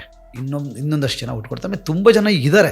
ನಮಗೇನೆಂದರೆ, ನೀವು ಯಾವುದೇ ತಾಲೂಕು ಹೋದ್ರೂ ನಮಗೆ ನಾಯಕರುಗಳು ಸಿಗ್ತಾರೆ, ಯಾವುದೇ ಹಳ್ಳಿಗೆ ಹೋದ್ರೂ ನಾಯಕರುಗಳು. ನಮಗೆ ದೊಡ್ಡ ಲೀಡರ್ಗಳಿಗಿರುವಂಥ ಬದ್ಧತೆ, ಬೂತ್ ಮಟ್ಟದ ಲೀಡರ್ಗಳು ನೋಡಿದಾಗ ನನಗೆ ಅವರೇ ದೊಡ್ಡ ಲೀಡರ್ ಥರ ಕಾಣಿಸ್ತಾರೆ. ಸೊ ಎಲ್ಲೂ ನಿರ್ವಾತ ಸ್ಥಿತಿ ಏನು ನಿರ್ಮಾಣ ಆಗಿಲ್ಲ. ಈಗಲೂ ನೀವು ಸುಮ್ಮನೆ ಕುತೂಹಲಕ್ಕೆ ಪಕ್ಷದ ಕಚೇರಿಗೆ ಮೀಟಿಂಗ್ ಬಂದ್ರೂ ಚೇರ್ಗಳಿಲ್ಲದೆ, ನಿಂತ್ಕೊಳ್ಳೋಕ್ಕೂ ಜಾಗ ಇಲ್ಲದೆ ಕೆಳಗಡೆ ನಿಂತಿರ್ತಾರೆ. ಮೇಲ್ಕೋದ್ರೆ ಜಾಗ ಇಲ್ಲಪ್ಪ ಅಂತ ಒಂದು. ಅಂದರೆ ಎಲ್ಲರೂ ಜೆನ್ಯೂನು. ನಾವು ಮೀಟಿಂಗ್ ಮಾಡಿದ್ರೆ ಯಾರಿಗೂ ದುಡ್ಡು ಕೊಡಲ್ಲ. ಮಧ್ಯಾಹ್ನ ಟೈಮ್ ಒಂದು ಊಟ ಎಲ್ಲರೂ ಕೊಡಬೇಕು, ಅದು ಏನೋ ಒಂದು ಅನ್ನ ಸಾರು ಬಿಟ್ಟರೆ ಇನ್ನೇನೂ ಇರಲ್ಲ. ಎಷ್ಟು ಬೀದರ್, ಗುಲ್ಬರ್ಗ, ರಾಯಚೂರು ಎಲ್ಲ ಕರ್ನಾಟಕ ಎಲ್ಲ ಕಡೆಯಿಂದ ಸ್ವಂತಕ್ಕೆ 3,000 4,000 ರೂಪಾಯಿ ಖರ್ಚು ಮಾಡಿಕೊಂಡು, ಅವರೇ ಟ್ರೈನ್ ಹಾಕ್ಕೊಂಡು, ಅವರೇ ಬಂದು ರೂಮ್ ಮಾಡಿಕೊಂಡು ಮೀಟಿಂಗ್ ಅಟೆಂಡ್ ಮಾಡಿ ಕಾಂಟ್ರಿಬ್ಯೂಷನ್ನು ಕೊಟ್ಟು ಬೆಹಂಜಿ ಚಳವಳಿಗೆ, ಕರ್ನಾಟಕ ಚಳವಳಿಗೆ ಹೋಗ್ತಾರೆ. ಅಂದರೆ ಜನ ಇದ್ದಾರೆ. ಅದು ನಿರ್ವಾತ ಸ್ಥಿತಿಯನ್ನು ನಿರ್ಮಾಣ ಆಗಿಲ್ಲ. ದೂರದಿಂದ ನಿಂತ್ಕೊಂಡು ಚಳವಳಿ ನೋಡಿದವ್ರಿಗೆ ಅವರೆಲ್ಲ ಇದ್ರೆ ಚೆನ್ನಾಗಿತ್ತೇನೋ ಅಂತ ಅನಿಸುತ್ತೆ ಸಹಜವಾಗಿ. ಬಟ್ ನಮಗೆ ಆ ಥರದ್ದು ಹೋಪು ಇದೆ. ಎಲ್ಲವೂ ಸರಿ ಹೋಗುವಂಥ ಸಂದರ್ಭ ಬಂದರೆ ಖಂಡಿತ ಅದು ಇನ್ನಷ್ಟು ವೇಗವಾಗಿ ಹೋಗುತ್ತೆ. ಇಲ್ಲ ಅಂದರೆ ಚಳವಳಿ ಅಂತೂ ನಡೀತಾ ಇದೆ, ವೇಗವಾಗಿ ನಡೀತಾ ಇದೆ. ಚುನಾವಣೆ ಬಂದಾಗ ಖಂಡಿತ ಅದು ರಿಸಲ್ಟ್ ಆಗಿ ಕನ್ವರ್ಟ್ ಆಗುತ್ತೆ. ಇನ್ನೊಂದು 2028-29 ಚುನಾವಣೆ ಬಂದಾಗ ಇನ್ನೊಂದು 2.5 years ಅಷ್ಟೇ ಇರೋದು. 2.5 years. ಅಲ್ಲಿ ಇದರಲ್ಲಿ UP ಕೂಡ UPನಲ್ಲಿ ಇನ್ನೊಂದು ವರ್ಷ ಇದೆ. 2027ಗೆ ಎಲೆಕ್ಷನ್ ಬರುತ್ತೆ. UPನಲ್ಲಿ 27ಗೆ ಎಲೆಕ್ಷನ್ ಬರುತ್ತೆ. ಹೋಪ್ ಇದೆ. ಎರಡಕ್ಕೂ ಒಂದು ಒಳ್ಳೆ ಗೇಮ್ ಪ್ಲಾನ್ ಇದೆ ನಿಮ್ಮ ಹತ್ರ? ಖಂಡಿತ. ಅಂದರೆ ನಮ್ಮದು ಗೇಮ್ ಪ್ಲಾನ್ ಅಂದರೆ ಕಾಂಶರಾಮ್ ಸಾಹೇಬ್ರು ಹೇಳಿದ್ರಲ್ಲ, ಒಂದು ಓಟು ಕೊಡಿ, ಒಂದು ನೋಟು ಕೊಡಿ, TT time, talent, treasure. Booth committee ತನಕನೂ ನಾವು ಜನಗಳನ್ನ ತಯಾರು ಮಾಡಬೇಕು ಅಂತ. ಆಮೇಲೆ ಅವರೆಲ್ಲ ಕೇಡ್ರೆ ಆಗಿರ್ಬೋದು, ಅವನು ಮಾರಾಟ ಆಗದೇ ಇರ್ತಕ್ಕಂಥವನಾಗಬೇಕು ಅಂತ. ಅದು ಸೇಮ್ ಅದು ನಡೀತಾ ಇದೆ. ಆಮೇಲೆ ಬೆಹಂಜಿಯವರು ಈಗ ಮೊನ್ನೆ ಕೇವಲ ಮುಸಲ್ಮಾನ್ ಸಮುದಾಯದವ್ರಿಗೆ ಒಂದು ಸಪ್ರೇಟ್ ಮೀಟಿಂಗ್ ಮಾಡಿದ್ದಾರೆ. ಹಾಲ್ ತುಂಬಿದೆ ಎಲ್ಲ ಲೀಡರ್ಗಳು. ನಿನ್ನೆ OBC ಸಮುದಾಯದ ಲೀಡರ್ಗಳನ್ನ ಮೀಟಿಂಗ್ ನಡೆದಿದೆ. ಆಮೇಲೆ ಉತ್ತರ ಪ್ರದೇಶದಲ್ಲಿ 100% ಜನ ಬ್ರಾಹ್ಮಣರಿದ್ದಾರೆ. ಅವ್ರದ್ದು ಒಂದು ಪಾಲಿದೆ ಬಹುಜನ್ ಸಮಾಜ್ ಪಾರ್ಟಿಯಲ್ಲಿ. ಹಾಗಾಗಿ ಬ್ರಾಹ್ಮಣ ಸಮುದಾಯ, ಪ್ರಕಾಶ್ ಅವರು ಇದ್ದಾರಲ್ಲ, ಅವ್ರಿಗೂ ಕೂಡ ಈ ಗೂಂಡಾಯಿಸಮ್ ಅನ್ನೋದು ಸರ್ ಜಾತಿ ನೋಡಲ್ಲ, ಎಲ್ಲರ ಹತ್ರನೂ ವಸೂಲಿ ಮಾಡ್ತಾ ಇರ್ತಾರೆ. ಬ್ರಾಹ್ಮಣ ಸಮುದಾಯ, ಬನಿಯಾ ಸಮುದಾಯಗಳಿಗೂ ಕೂಡ ಅಯ್ಯೋ ಬೆಹಂಜಿ ಅಧಿಕಾರ ಇದ್ದಾಗ ನಾವು ಸೇಫ್ ಆಗಿರ್ತೀವಪ್ಪ, ಯಾವ ಗುಂಡಾಗೂ ಹಫ್ತಾ ಕೊಡೋಂಗಿಲ್ಲ, ಯಾರ ಹತ್ರನೂ ಕೊಲೆ ಬೆದರಿಕೆ ಬರೋಲ್ಲ ನಮಗೆ ಅನ್ನೋಷ್ಟು ಅವರು ಮಾಯಾವತಿ ಮೇಡಮ್ ಸರ್ಕಾರವನ್ನು ಅಥವಾ ಆಡಳಿತವನ್ನು ನೆನೆಸ್ಕೋತಾ ಇದ್ದಾರೆ ಜನ. ನಾವು UPಗೆ ಹೋದಾಗೆಲ್ಲ ದೊಡ್ಡವ್ರು ಮಾತಾಡ್ಸೋಕ್ಕಿಂತ ನಾವು ಟ್ಯಾಕ್ಸಿ ಎತ್ಕೊಂಡ ತಕ್ಷಣ ಟ್ಯಾಕ್ಸಿ ಡ್ರೈವರ್ ಮಾತಾಡ್ತೀವಿ, ಆಟೋ ಎತ್ಕೊಂಡ ತಕ್ಷಣ ಆಟೋ ಡ್ರೈವರ್ ಜೊತೆ ಮಾತಾಡ್ತೀವಿ, ಅಲ್ಲೆಲ್ಲೋ ಆಚೆ ನಿಂತ್ಕೊಂಡು ಪಾನಿಪುರಿ ಮಾರ್ತಾ ಇರೋದಲ್ಲ ಅವ್ರ ಜೊತೆ ಮಾತಾಡ್ತೀವಿ. ಅವರೆಲ್ಲರೂ ಹೇಳೋದೇನೆಂದರೆ, ಒಂದು ಬೆಹಂಜಿ ಸರ್ಕಾರನ ನಾವು ಚಿಕ್ಕವರಾಗಿದ್ದಾಗ ನೋಡಿದ್ವಿ. ಈಗ 31 ವರ್ಷ 38 ವರ್ಷ ಇರೋರೆಲ್ಲ 13 ವರ್ಷದಿಂದ ನೋಡಿದ್ರಲ್ಲ. ಅದಾದಮೇಲೆ ಅಖಿಲೇಶ್ ಸರ್ಕಾರವನ್ನು ನೋಡಿದ್ದೀವಿ, ಯೋಗಿ ಸರ್ಕಾರ ನೋಡ್ತಾ ಇದ್ದೀವಿ. ಬೆಹಂಜಿ ಸರ್ಕಾರ ಅಚ್ಚಾತ ಅಂತ ಪೂರ್ತಿ ನನಗೆ ಹಿಂದಿ ಅರ್ಥ ಆಗಲಿಲ್ಲ ಅಂದ್ರೂ ಫೈನಲ್ ಆಗಿ ಹೇಳೋದು ಬೆಹಂಜಿ ಸರ್ಕಾರ ಅಚ್ಚಾತ, ಬೆಹಂಜಿ ಸರ್. ಆಮೇಲೆ ನಿನ್ನ ಹೆಸರೇನು ಅಂತ ಕೇಳಿದಾಗ ಆತ ಸರ್ಫುದ್ದೀನ್ ಅಂತ. ಆತ ಅವ್ನು ಬೆಹಂಜಿ ಅಂತ ಹೇಳಿದ ರೀತಿ ನೋಡಿದ್ರೆ ಬಹುಶಃ ಶೆಡ್ಯೂಲ್ ಕಾಸ್ಟ್ ಇರ್ಬೋದೇನೋ ಅಂತ ನಮಗೆ ಪ್ರಿಜುಡೀಸ್ ನಮಗೆ. ಬಟ್ ಆತ ಮುಸ್ಲಿಂ. ಹೆಸರು ಕೇಳ ಅಂದರೆ ಪ್ರತಿಯೊಂದು ಸಮುದಾಯನೂ ಬೆಹೆಂಜಿಯವರ ಸರ್ಕಾರವನ್ನು ನೋಡಿರೋದ್ರಿಂದ, ಆಡಳಿತದ ವೈಖರಿಯನ್ನು ನೋಡಿರೋದ್ರಿಂದ, ಸಿದ್ಧಾಂತಕ್ಕೆ ಕಾಂಪ್ರಮೈಸ್ ಆಗದೆ ಇರತಕ್ಕಂಥ ಮತ್ತು ಒಂದು ಆಡಳಿತ ಅಂದರೆ ಹೀಗೂ ಇರ್ಬೋದಾ ಅಂತ. ಕೊನೆ ಮಾತು ಹೇಳ್ತೀನಿ, ಈ ಅಯೋಧ್ಯ ತೀರ್ಪು ಪ್ರಕಟ ಆಗೋ ದಿನ ಭಾರತ ದೇಶದ ಎಲ್ಲ ರಾಜ್ಯಗಳು ರಜೆ ಘೋಷಣೆ ಮಾಡಿದರು, ಇನ್ಕ್ಲೂಡಿಂಗ್ ಕರ್ನಾಟಕ. ಅಂದರೆ ಗಲಾಟೆ ಆಗ್ಬೋದು ಅಂತ. ಅಯೋಧ್ಯೆ ತೀರ್ಪು ಆಗ್ತಾ ಇದ್ದದ್ದು ಅಲ್ಲಿ ಇದರ ಯು ಪಿಯಲ್ಲಿ, ಬಟ್ ಮೇಡಮ್ ಅದನ್ನು ರಜೆ ಘೋಷಣೆ ಮಾಡಲಿಲ್ಲ. ಅಷ್ಟು ಲಾ ಆ್ಯಂಡ್ ಆರ್ಡ್ರನ್ನ ಅವರು ಚೆನ್ನಾಗಿ ಇಟ್ಕೊಂಡಿದ್ರು. ಅಂದರೆ ಪೊಲೀಸರ ಮೂಲಕನೇ ಅಂತಲ್ಲ, ಮುಸಲ್ಮಾನರನ್ನ ಹಿಂದೂಗಳು ಪ್ರೊಟೆಕ್ಟ್ ಮಾಡುವಂತೆ, ಹಿಂದೂಗಳನ್ನ ಮುಸಲ್ಮಾನರು ಪ್ರೊಟೆಕ್ಟ್ ಮಾಡುವಂತೆ ಭಾಯ್ಚಾರ ಇದು ಮಾಡಿದ್ರು ಅವರು. ಅಂದರೆ ಮುಸಲ್ಮಾನರನ್ನೆಲ್ಲ ಡೌಟಲ್ಲಿ ನೋಡಬೇಕಾಗಿಲ್ಲ, ಅವರು ಹಿಂದೂಗಳು ಮುಸಲ್ಮಾನರನ್ನ ಡೌಟಲ್ಲಿ, ಮುಸಲ್ಮಾನರು ಹಿಂದೂಗಳು ಡೌಟಲ್ಲಿ ನೋಡಬೇಕಾಗಿಲ್ಲ. ಮುಸಲ್ಮಾನರು ಸಂಕಷ್ಟದಲ್ಲಿದ್ದರಲ್ಲಿನ ನಾನ್ ಮುಸ್ಲಿಮ್ಸ್ ಹೋಗಿ ಅವ್ರನ್ನ ಪ್ರೊಟೆಕ್ಟ್ ಮಾಡೋ ರೀತಿಯಲ್ಲಿ, ನಾನ್ ಮುಸ್ಲಿಮ್ಸ್ಗಳು ಥ್ರೆಟಿಗೆ ಸಿಕ್ಕೊಂಡಿದ್ರಲ್ಲಿ ಮುಸಲ್ಮಾನರು ಹೋಗಿ ಪ್ರೊಟೆಕ್ಟ್ ಮಾಡೋ ರೀತಿಯಲ್ಲಿ ಒಂದು ಭಾಯ್ಚಾರ ಕಮಿಟಿ ಮಾಡಿದ್ದಾರೆ ಮೇಡಮ್. ಒಂದು 80% ಲಾ ಆ್ಯಂಡ್ ಆರ್ಡರ್ ಇದ್ದರೆ, 20% ಕಮ್ಯುನಿಟಿಗಳನ್ನ ಬೆಸ್ತಿದ್ದಾರೆ, ಅದನ್ನು ಅನುಭವಿಸಿದ್ದಾರೆ ಇಲ್ಲಿನ ಜನ. ಅಪ್ಪರ್ ಕಾಸ್ಟ್ ಅವರಿಂದ ಹಿಡ್ಕೊಂಡು ಲೋವರ್ ಕಾಸ್ಟ್ ಅವ್ರ ತನಕ, ಮಹಿಳೆಯರಿಂದ ಹಿಡ್ಕೊಂಡು ವಿದ್ಯಾರ್ಥಿಗಳ ತನಕ ಅದನ್ನು ಅನುಭವಿಸಿದ್ದಾರೆ. ಮೊನ್ನೆ ಒಂದು 35,000 ಜನ ಶಿಕ್ಷಕರು ಏನೋ ಸಮಸ್ಯೆ ಆಗಿ, ಬೆಹೆಂಜಿ ನೀವು ಮಾತ್ರನೇ ನಮ್ಮನ್ನು ಕಾಪಾಡೋಕ್ಕೆ ಸಾಧ್ಯ ಅಂತ ನೀವು ಬಂದು ನಮಗೆ ನ್ಯಾಯ ಕೊಡಿಸಿ ಅಂತ ಮುಂದೆ ಬಂದಿದ್ದಾರೆ. ಮತ್ತು ಈಗ ಬೆಹೆಂಜಿಯವ್ರಿಗೆ ಎಲ್ಲ ರಾಜ್ಯನೂ ಓಡಾಡೋಕ್ಕೆ ಸಾಧ್ಯ ಆಗ್ತಾಯಿಲ್ಲ. ಒಂದು ಏಜು ಸರ್, ಈಗ ನಿಮ್ಮೂರಲ್ಲಿ ಇರ್ತಕ್ಕಂಥ 71 ವರ್ಷದ ಮುದುಕಿ, ಸುಮ್ಮನೆ ನೆನಪಿಸ್ಕೊಳ್ಳಿ, ಏನು ಮಾಡ್ತಿರ್ಬೋದು ಈಗ ಮನೇಲಿ ಕೂತಿರೋದು ಪಾಪ. ಈಗ ಮೇಡಮ್ಮು 71 ವರ್ಷ ಅವ್ರಿಗೆ, ಈ ಜನವರಿ 13 ಬಂದರೆ 71 ವರ್ಷದಲ್ಲಿ. ಆಮೇಲೆ 13 ವರ್ಷದಿಂದ ಅಧಿಕಾರ ಇಲ್ಲ. ಆಮೇಲೆ ನಾವು ಯಾವ ಬಂಡವಾಳಶಾಹಿಗಳ ಹತ್ರನೂ ₹1 ಇಸ್ಕೊಳ್ಳಲ್ಲ, ಓಪನ್. ಒಂದು MLC ಮಾಡಬೇಕು ಅಂದರೆ ನಿಮ್ಮ ಬೆನ್ನಿಗೆ ಯಾವ ಟಾಟಾ ಬಿರ್ಲಾ ಇಲ್ಲ. ಆಮೇಲೆ ಅವರೆಲ್ಲ ಬಂದು ಸೂಟ್ಕೇಸ್ ಇಟ್ಕೊಂಡು ನಿಂತಿದ್ದ ದಿನಗಳಿದೆ ಬೆಹೆಂಜಿ ಮುಂದೆ. ಬೆಹೆಂಜಿ ಅದು ಕೈ ಚಾಚಿಲ್ಲ, ವಾಪಸ್ ಕಳಿಸಿದ್ದಾರೆ. ಅವ್ರಿಗೆಲ್ಲ ಏನೋ ಸರ್ಕಾರ ಯಾವುದಾದ್ರೆ ಏನೋ ದುಡ್ಡು ಕೊಟ್ಬಿಟ್ರೆ ನಮ್ಮ ಕೆಲಸ ಮಾಡಿಸ್ಕೋಬೋದು ಅಂತ ಬಂದಿದ್ದಾರೆ. ನೋ, ನಿಮ್ಮ ಹತ್ರ ದುಡ್ಡು ಇಸ್ಕೊಂಡ್ರೆ ನಿಮ್ಮ ಕೆಲಸ ಮಾಡಬೇಕು, ನಾನು ನಿಮ್ಮ ಕೆಲಸ ಮಾಡೋಕ್ಕಲ್ಲ CM ಆಗಿರೋದು ಅಂತ ಅವ್ರನ್ನೆಲ್ಲ ಆಮೇಲೆ ಈಗ ರಾಜ್ಯಸಭಾ ಮೆಂಬರ್ಗಳು ಇವರೆಲ್ಲ ಆಗಿದ್ದಾರಲ್ಲ, ಅವರೆಲ್ಲ ನಂತರ ನಿಮ್ಮ ಥರ ಸಣ್ಣ ಬಡತನದಿಂದ ಎದ್ದು ಬಂದವ್ರನ್ನ, ಈಗ ಒಂದು MLCಗೆ 100 ಕೋಟಿ 200 ಕೋಟಿ ಡೀಲ್ ಮಾಡ್ಕೊಳ್ಳೋರು ಇದ್ದಾರೆ ಬೇರೆ ಪಾರ್ಟಿಯವರು, ನಿಂಗೆ ಒಂದು MLC ಕೊಡ್ತೀವಿ ಅಂತ.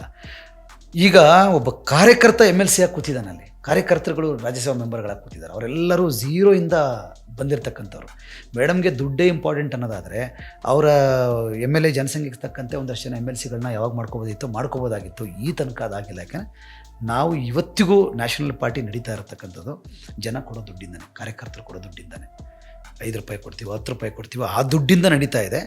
ಹಾಗಾಗಿ ಎಲ್ಲ ಕಡೆ ಮೇಡಮ್ ಯಾಕೆ ಓಡಾಡೋಕ್ಕಾಗಲ್ಲ ಅಂದರೆ Z+ ಸೆಕ್ಯೂರಿಟಿ ಇದೆ. Z+ ಸೆಕ್ಯೂರಿಟಿ ಇದ್ದವ್ರಿಗೆ ಎಲ್ಲಿ ಬೇರೆ ಸ್ಟೇಟ್ಗೆ ಹೋಗಬೇಕು ಅಂದರೆ ಸೆಂಟ್ರಲ್ ಗೌರ್ಮೆಂಟ್ದು ಪರ್ಮಿಷನ್ ತೊಗೋಬೇಕು. ಆಬ್ವಿಯಸ್ಲಿ ಸೆಂಟ್ರಲ್ ಗೌರ್ಮೆಂಟು ಒಂದು ಸಲ ಪರ್ಮಿಷನ್ ಕೊಡಲ್ಲ. ಮತ್ತು ಒಂದು ಸಲ ಬಂದು ಮೇಡಮ್ ಹೋಗ್ತಾರೆ ಅಂದರೆ 70 ಲಕ್ಷದಿಂದ ₹1 ಕೋಟಿ ಖರ್ಚಾಗುತ್ತೆ ಆ ಸೆಕ್ಯೂರಿಟಿ ಅದಕ್ಕೆಲ್ಲ. ಹಾಗಾಗಿ ಜನ ಕೊಡುವಂಥ ಹಣವನ್ನು ಚಳವಳಿಗೆ ಬಳಸಬೇಕು ಹೊರತು ಬರೀ ನನ್ನ ಓಡಾಟಕ್ಕೆ ಬಳಸಬಾರ್ದು ಅನ್ನೋ ಕಾರಣಕ್ಕೆ ಮೇಡಮು ಎಲ್ಲ ಕಡೆ ಓಡಾಡಲ್ಲ. ಕೆಲವರು ಅಂತಾರೆ, ಆಪಾದನೆ ಮಾಡ್ತಾರೆ, ಮೇಡಮ್ ಎಲ್ಲ ಕಡೆ ಬರಲ್ಲ. ಕಾಂಗ್ರೆಸ್ BJP ಅವ್ರಿಗೆ ಏನು ಬ್ರದರ್, ಅವ್ರ ಹತ್ರ ಸಾವಿರಾರು ಕೋಟಿ ದುಡ್ಡಿದೆ, ಸಾವಿರಾರು ಕೋಟಿನ ಸ್ಪಾನ್ಸರ್ ಮಾಡೋರು ಇದ್ದಾರೆ. ಬಟ್ ಕಾರ್ಯಕರ್ತರು ಕೊಡೋ ₹10 ₹100ನಲ್ಲಿ ಚಳವಳಿ ಕಟ್ತಾ ಇರ್ತಕ್ಕಂಥವ್ರು, ಅವ್ರ ಜೊತೆ ಕಂಪೇರ್ ಮಾಡ್ಕೊಳಕ್ಕಾಗಲ್ಲ ನಾವು. ಹಾಗಾಗಿ ಮೇಡಮ್ ಎಲ್ಲಿ ನೀಡಿದೆ ಅಲ್ಲಿ ಹೋಗ್ತಾ ಇದ್ದಾರೆ. ನಮ್ಗೆ ಹೋಪ್ ಇದೆ, UPನಲ್ಲಿ 27ಕ್ಕೆ ಮೇಡಮ್ ಗೆಲ್ತಾರೆ. ಮತ್ತು 28ಕ್ಕೆ 29ಕ್ಕೆ ಏನು MP ಎಲೆಕ್ಷನ್ ಬರುತ್ತೋ ಅಲ್ಲಿಗೆ ಸ್ಟ್ರಾಂಗೆಸ್ಟ್ ಕಾಂಪಿಟೇಟರ್ ಯಾರು ಅಂದರೆ BJP ಕಾಂಗ್ರೆಸ್ಗೆ ಮೇಡಮ್ ಅವರೇ ಪ್ರಧಾನಮಂತ್ರಿ ರೇಸ್ಗೆ. ನಾವೆಲ್ಲ ಪ್ರಜ್ಞಾವಂತರು ವಿದ್ಯಾವಂತರು ಯಾಕೆ ಈ ಪಾರ್ಟಿಲಿದ್ದೀವಿ ಅಂದರೆ ಅದೊಂದು ಸಿದ್ಧಾಂತ ಇದೆ ಅನ್ನೋ ಕಾರಣಕ್ಕೆ. ನಮಗೆ ಬರೀ ಗೆಲ್ಲೋದೇ ಮಾನದಂಡ ಆಗಿದ್ರೆ ನಾವು ಕಾಂಗ್ರೆಸ್ಸೋ BJPನೋ ದಳನೋ ಯಾವುದೋ ಒಂದು ಪಕ್ಷ ಸೇರ್ಕೋಬೋದಾಗಿತ್ತು. ನಮ್ಮ ಲೆವೆಲ್ಗೆ ಯಾವ ಲೆವೆಲ್ಗಾದ್ರೂ ಒಂದು ಪೊಸಿಷನ್ನು, ಏನಾದರೂ ಒಂದು ಸ್ಥಾನಮಾನ, ಏನೋ ಒಂದಷ್ಟು ಹಣ ಮಾಡ್ಕೊಳ್ಳೋ ದಾರಿ ಸಿಗುತ್ತೆ. ಬಟ್ ನಾವು ಇನ್ನೂ ಇದನ್ನೇ ಕಟ್ಟೋದು, ಸಾಯ ತನಕ ಇದನ್ನೇ ಕಟ್ಟಬೇಕು ಅಂತ ಇರೋದು. ಯಾಕೆಂದರೆ ಇದೊಂದು ಬಹುಜನ ತತ್ವ ಇರತಕ್ಕಂಥ ಒಂದು ಸಿದ್ಧಾಂತ ಇರತಕ್ಕಂಥ ಮತ್ತು ತುಂಬ ಅಗತ್ಯ ಇರುವಂಥ ಒಂದು ಭಗವಾನ್ ಬುದ್ಧರಿಂದ ಶುರುವಾದಂಥ ಒಂದು ಸಾಮಾಜಿಕ ಪರಿವರ್ತನಾ ಚಳುವಳಿ ಒಳಗಡೆ ಇದ್ದೀವಿ ಅನ್ನೋದೊಂದು ತೃಪ್ತಿ ಮತ್ತು ಆ ಒಂದು ಸಂತೋಷಕ್ಕೆ ನಾವು ಇದನ್ನು ಮಾಡ್ತಾ ಹೋಗ್ತಾಯಿದ್ವಿ. ನನಗೆ ಕರ್ನಾಟಕದ ಜನತೆ ಬಗ್ಗೆನೂ ನಂಬಿಕೆ ಇದೆ. ಇವತ್ತಿಗೆ ಹಂಗೆ ಅನ್ನಿಸ್ಬೋದು ಅವ್ರಿಗೆ, ಬಟ್ ಮುಂದಿನ ದಿನಗಳಲ್ಲಿ ನಿಂತ್ಕೊಳ್ಳೋದೆ ಈ ಭೂಮಿ ಮೇಲೆ ಸಂವಿಧಾನ ಇರತಕ್ಕಂಥ ತನಕ ಒಂದು BJP ವರ್ಸಸ್ BSP. ಕಾಂಗ್ರೆಸ್ಗೆ ಪಾಪ ಸಿದ್ಧಾಂತ ಇಲ್ಲ. ಕಾಂಗ್ರೆಸ್ಸಿನ ಸಿದ್ಧಾಂತ ಏನಂದ್ರೆ ಇಲ್ಲ, ಅವರು BSP ಮಾತಾಡೋದನ್ನೇ ಪಾಪ ಮಾತಾಡ್ತಾ ಇದ್ದಾರೆ. ನಾವು ಸಂವಿಧಾನ ಅಂತ ಇದ್ವಿ, ಅವರು ಸಂವಿಧಾನ ಅಂತ. ಈಗ ಸಂವಿಧಾನನೇ ನಮ್ಮ ಸಿದ್ಧಾಂತ ಅಂತಾರೆ ಪಾಪ. ನನಗೆ ನಗು ಬರುತ್ತೆ. ಅಂಬೇಡ್ಕರ್ ವಾದ ಅಂತಾರೆ. ಅಲ್ಲಿ ಕಾಂಗ್ರೆಸ್ ಪಾರ್ಟಿ ಆಫೀಸ್ಗೆ ಹೋದರೆ ಫುಲ್ ಗಾಂಧಿನ ನಿಲ್ಲಿಸೋರು, ನೋಡಿದಿರಿ ಅಂತ ಅನ್ಸುತ್ತೆ. ಗಾಂಧಿ ಪಕ್ಷ ಪಾಪ ಅದು. ಪಾರ್ಟಿ ಆಫೀಸ್ ಹೋಗಿಲ್ಲ, ಪಾರ್ಟಿ ಆಫೀಸ್ ಆಚೆಯಿಂದ ನೋಡಿದೆ ನಾನು. ಆಚೆಯಿಂದ ಸುಮ್ಮನೆ ಹಿಂಗೆ ನೋಡಿ ಪೂರ್ತಿ ಆಚೆ ಆಗ್ತಾರಲ್ಲ ಎಲ್ಲ ಹಿಂಗೂ ಗಾಂಧಿ, ಹಿಂಗೂ ಗಾಂಧಿ, ಹಿಗ್ಗೂ ಗಾಂಧಿನೇ ಇರೋದು.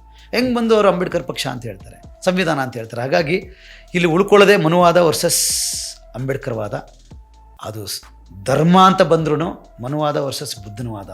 ರಾಜಕಾರಣ ಅಂತ ಬಂದರೆ BJP ವರ್ಸಸ್ BSP. ಇವತ್ತಲ್ಲ 100 ವರ್ಷಕ್ಕೂ. ಯಾಕೆಂದರೆ ಇವೆರಡು ಅವ್ರು ಅದನ್ನ ಹೇಳೋರಲ್ಲ, ಅವನು ಭಾರತದ ಇತಿಹಾಸ ಏನಂದ್ರೆ ಬ್ರಾಹ್ಮಣತ್ವಕ್ಕೂ ಬುದ್ಧತ್ವಕ್ಕೂ ನಡೆದಂಥ ಒಂದು ಸಂಘರ್ಷ ಇನ್ನು ನಡ್ಕೊಂಡೇ ಬರ್ತಾ ಇದೆ. ಅದು ಪಾಪ ಈ ಕಾಂಗ್ರೆಸ್ ಅವರು ಆ ಕಡೆಗೂ ಇಲ್ಲ ಈ ಕಡೆಗೂ ಇಲ್ಲ, ಅವರು ಸುಮ್ಮನೆ ರಾಜಕಾರಣ ಮಾಡ್ತಾ ಇದ್ದಾರೆ.